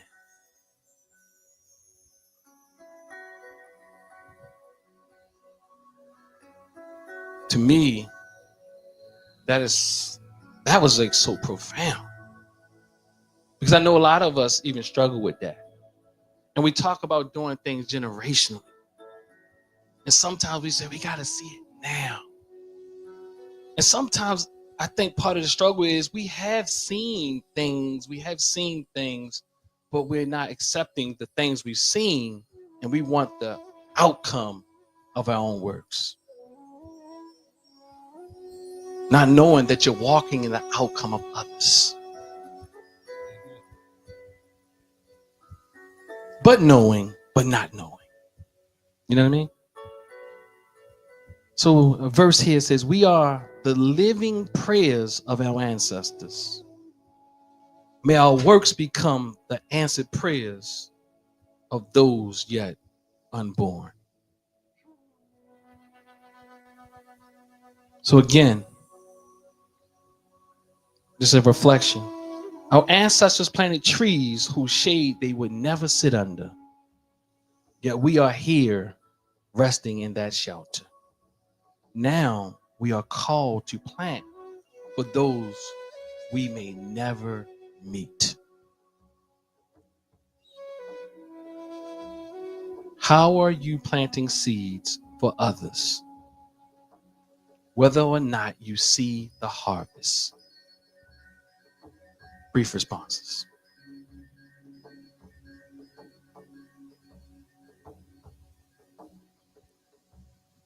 Man.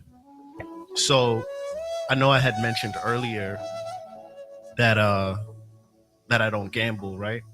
But there's a part of that's that I saw, maybe not from my father's generation, but a past generation before my father's generation, what gambling had done to our family. Mm-hmm. And by me taking the active effort of not doing that, and you know, if my father takes the time to exclude that from what's being passed down, mm-hmm. me holding that standard then offers that same relief from a next generation, along with some of the things that maybe I deem that should be withheld or included as I'm teaching my daughters, as I'm passing my knowledge and information down from another generation. So in that way, like, there might have been things that have done in the past generations you don't want to bring forward, but then there's also intentional things that, you know, I'm trying to do in real time that hopefully my great grandkids can see the benefit of, which is just maybe me or their grandfather be fiscally responsible enough to kind of like put some money to the side, or maybe that I just won't take on habits like drinking or gambling or doing certain things that might be destructive. And I don't ever really see that benefit, but I have to know that that the transfer of energy that's positive is gonna be beneficial. Yes, sir. Thank you. That sounds like some serious planning, right? And we definitely want to see our, you know, something in us, our progeny, we want better.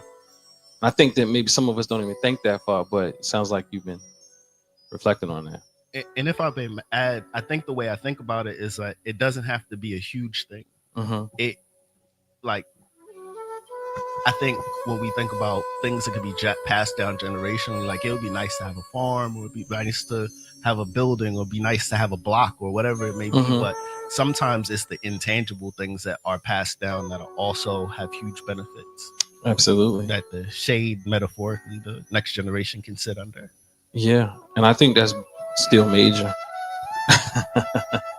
Well, myself, I'm like you. I don't gamble, and one reason I don't gamble because I seen a guy lose his whole paycheck shooting dice, and the guy told him, "Go home and tell your wife that now." But on the other hand, someone to just talk about the salmon. You know that what a salmon fish is? A salmon fish will go all the way upstream, back just to lay their eggs for the future. Yeah. So my father said salmon. Or okay. So all right. Just want y'all to know. Thank you, Bob. And you love it. Yes, sir. I don't know if you've heard of Maladoma Some. He's an Yes. art of water and spirit. But there's a part in that book where he talks about the grandfather talking to the newborn child who just entered the world, and he talks his baby talk. He talks his baby talk. Eat it, Bobby. Yes. You got any ketchup? Yes, sir. Ring it. Oh, he talks to this little baby, and the babies come from the world from which he's about to enter, so they're communicating together. He's about to go to that world. The baby just comes. That shows the importance of the unborn child as part of the whole family. Ashe. Thank you. Ashe. Yeah, I think one of the things that I'm looking to do is, leave trust for my children, for future generations, and I think that also can be established communally as well.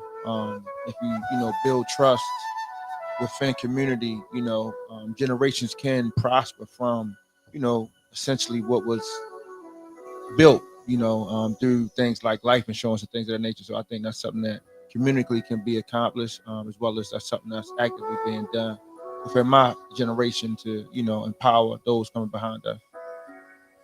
Ashe.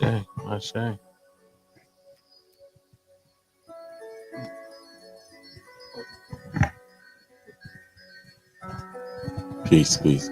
I also believe, just kind of piggybacking off what brother said, is and this may sound cliche-ish, but just having a space like this to present these things actually allows us to do what I think we all need to do, and that's disconnect from the way of thinking that we've been raised in or trained up to be. And that way of thinking allows for us to compete against each other. I mean, even compete against our own kids. It instead of leaving a legacy that me myself, I want my kids to have more than what, be better than what I am.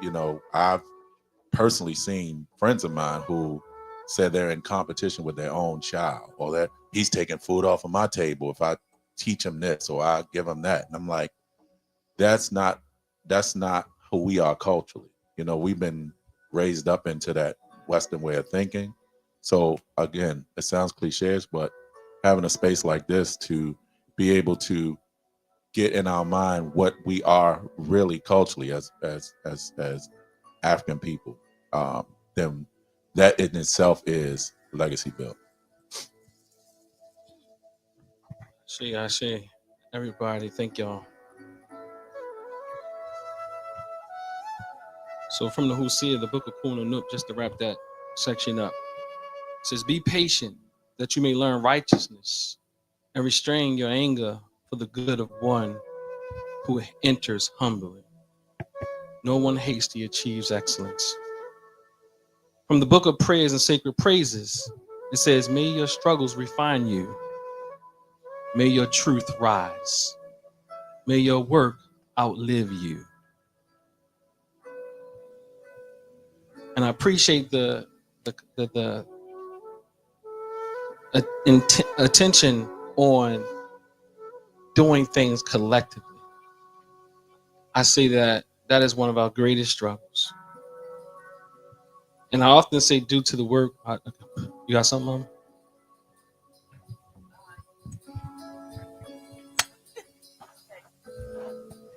I think when I really think about what I would like to do, I would like to really build that intensity in our children so that the value system becomes something that they automatically live, rather than have to, I got to teach these children, we're going to have this special day to talk about this. But if it becomes so commonplace that it really does become us, we just automatically just fall into these places, we just automatically shop black. We just automatically know that we need to unify. We just automatically, know that we got a purpose, that, we already talk about, wanting our children to go to school, but to college. But if they automatically think, what does my community need me to be, more so than just what do I want to be? I see. Thank you. I wanted to say something about like planning for the future. I feel that what I do is like think of what am I doing right now, and will it impact me in the future? Not just what is it doing for me right now. And I feel like that's a great way to plan for generations. And it's also going back into like generational curses. I feel breaking certain things, like if your family is known for having drinking habits, to plan for the future, you try to stop those drinking habits to help save your future generations coming. I see. That's absolutely. Did we wardrobe malfunction over there, Bob? Thank you again. So again, in mid-sentence, Mom and Danu use her eldership role and stop me in mid-sentence. I was like, yes. So again,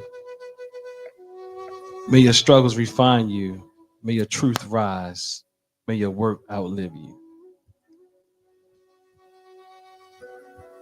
So in closing, I do not lead for applause. I do not teach for comfort.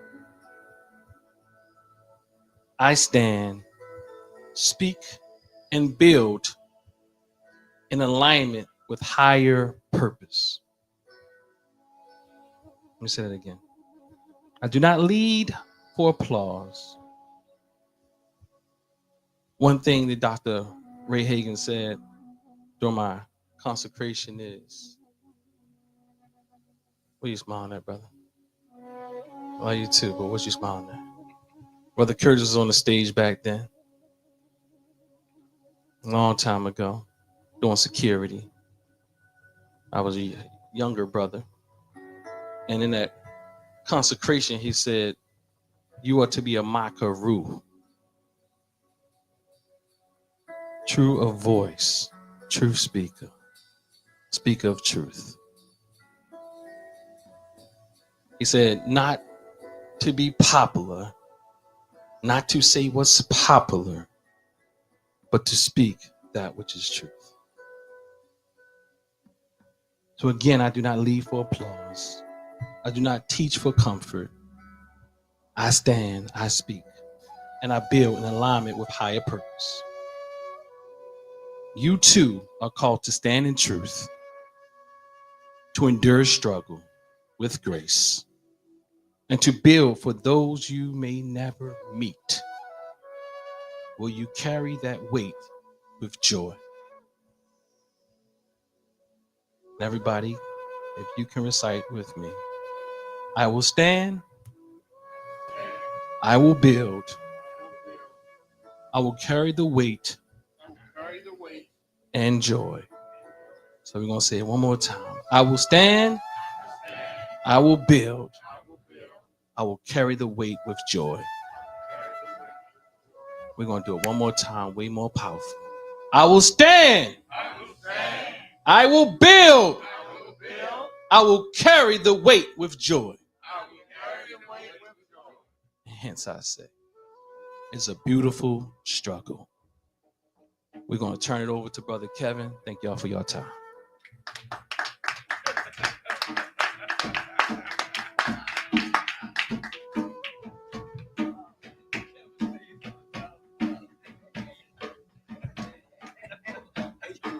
You saw my face, huh, man? Yeah, that's good, man. All right, we don't know what when this is going to transpire, but it's going to be soon. We're going to do a night of Afrocentric expression, and it's going to be open mic. And did I say we? Did I say that? Oh, that's yeah.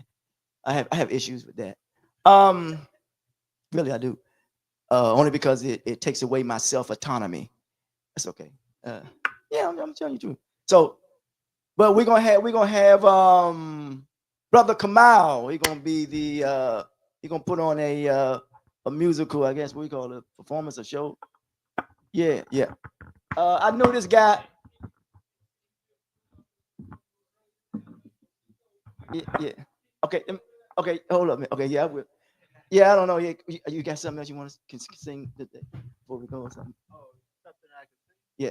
Well, I want to say that me and this guy, we did a single in 1992, and we would call ourselves Black to Black. Wasn't it Black to Black? Black to Black. Yeah. He is the guy that plays the music, because I've been writing poetry since I was 18 years old. I stay away from it, but when it's time for me to present, I will present, because pre that which happened prior to, right? And therefore you were sent. And when you see the presentation and you see the ION, is that what you keep your eye on? And that's the light. Yes, that's the city of On in ancient Egypt. On, light. Yes, sir. But yeah, did you got something you want to sing? Hang. What's the song? Hang on to the world as it spins around. Just don't let the spin get you down. Things are moving fast. Hold on tight and you will last. Take it from me, someday we'll all be free. Yeah.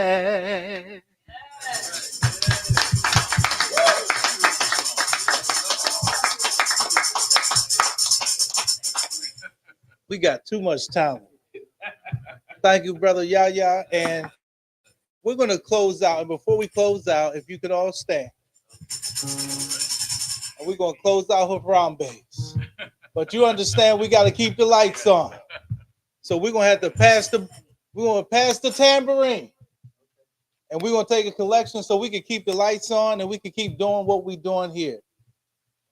And it's so important that we keep the lights on. So every little bit helps.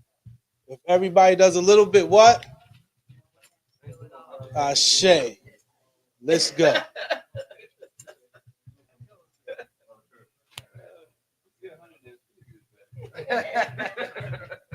And for those that don't have money that fold, we're going to put the cash out. We're going to put the cash out. We're going to post the cash out here shortly.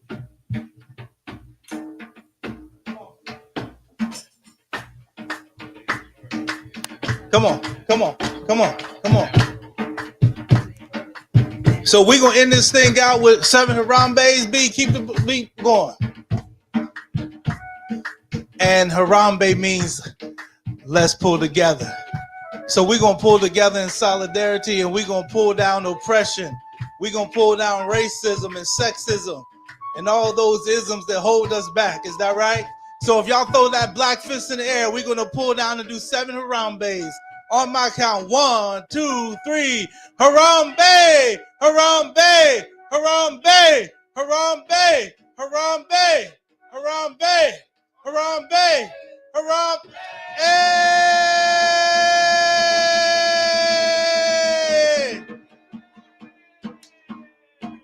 Come on, dear family, greet one another. We will see y'all next Sunday, same black place.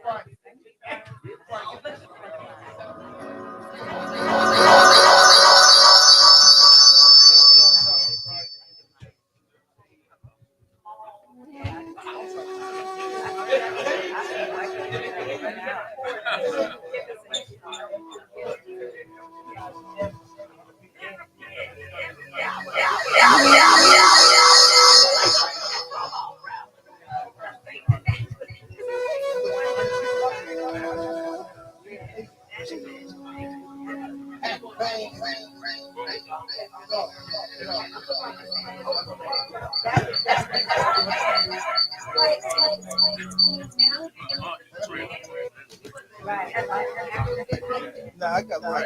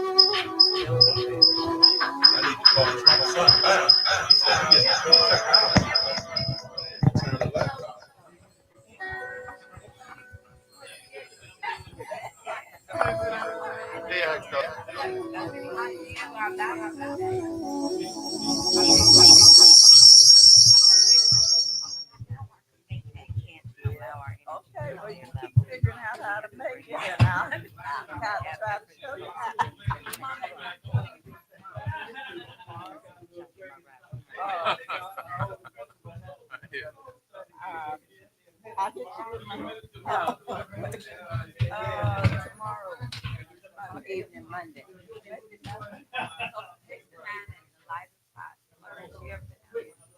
No, but the secret was telling me that you were gonna be there. Yeah. I'm doing a circle. Generational conversation. You gotta be there. Okay. It's free. I did RSVP. Everybody RSVP out, but I'll let whoever's ready to come. Yeah. But I'll send the flyer. The fantastic.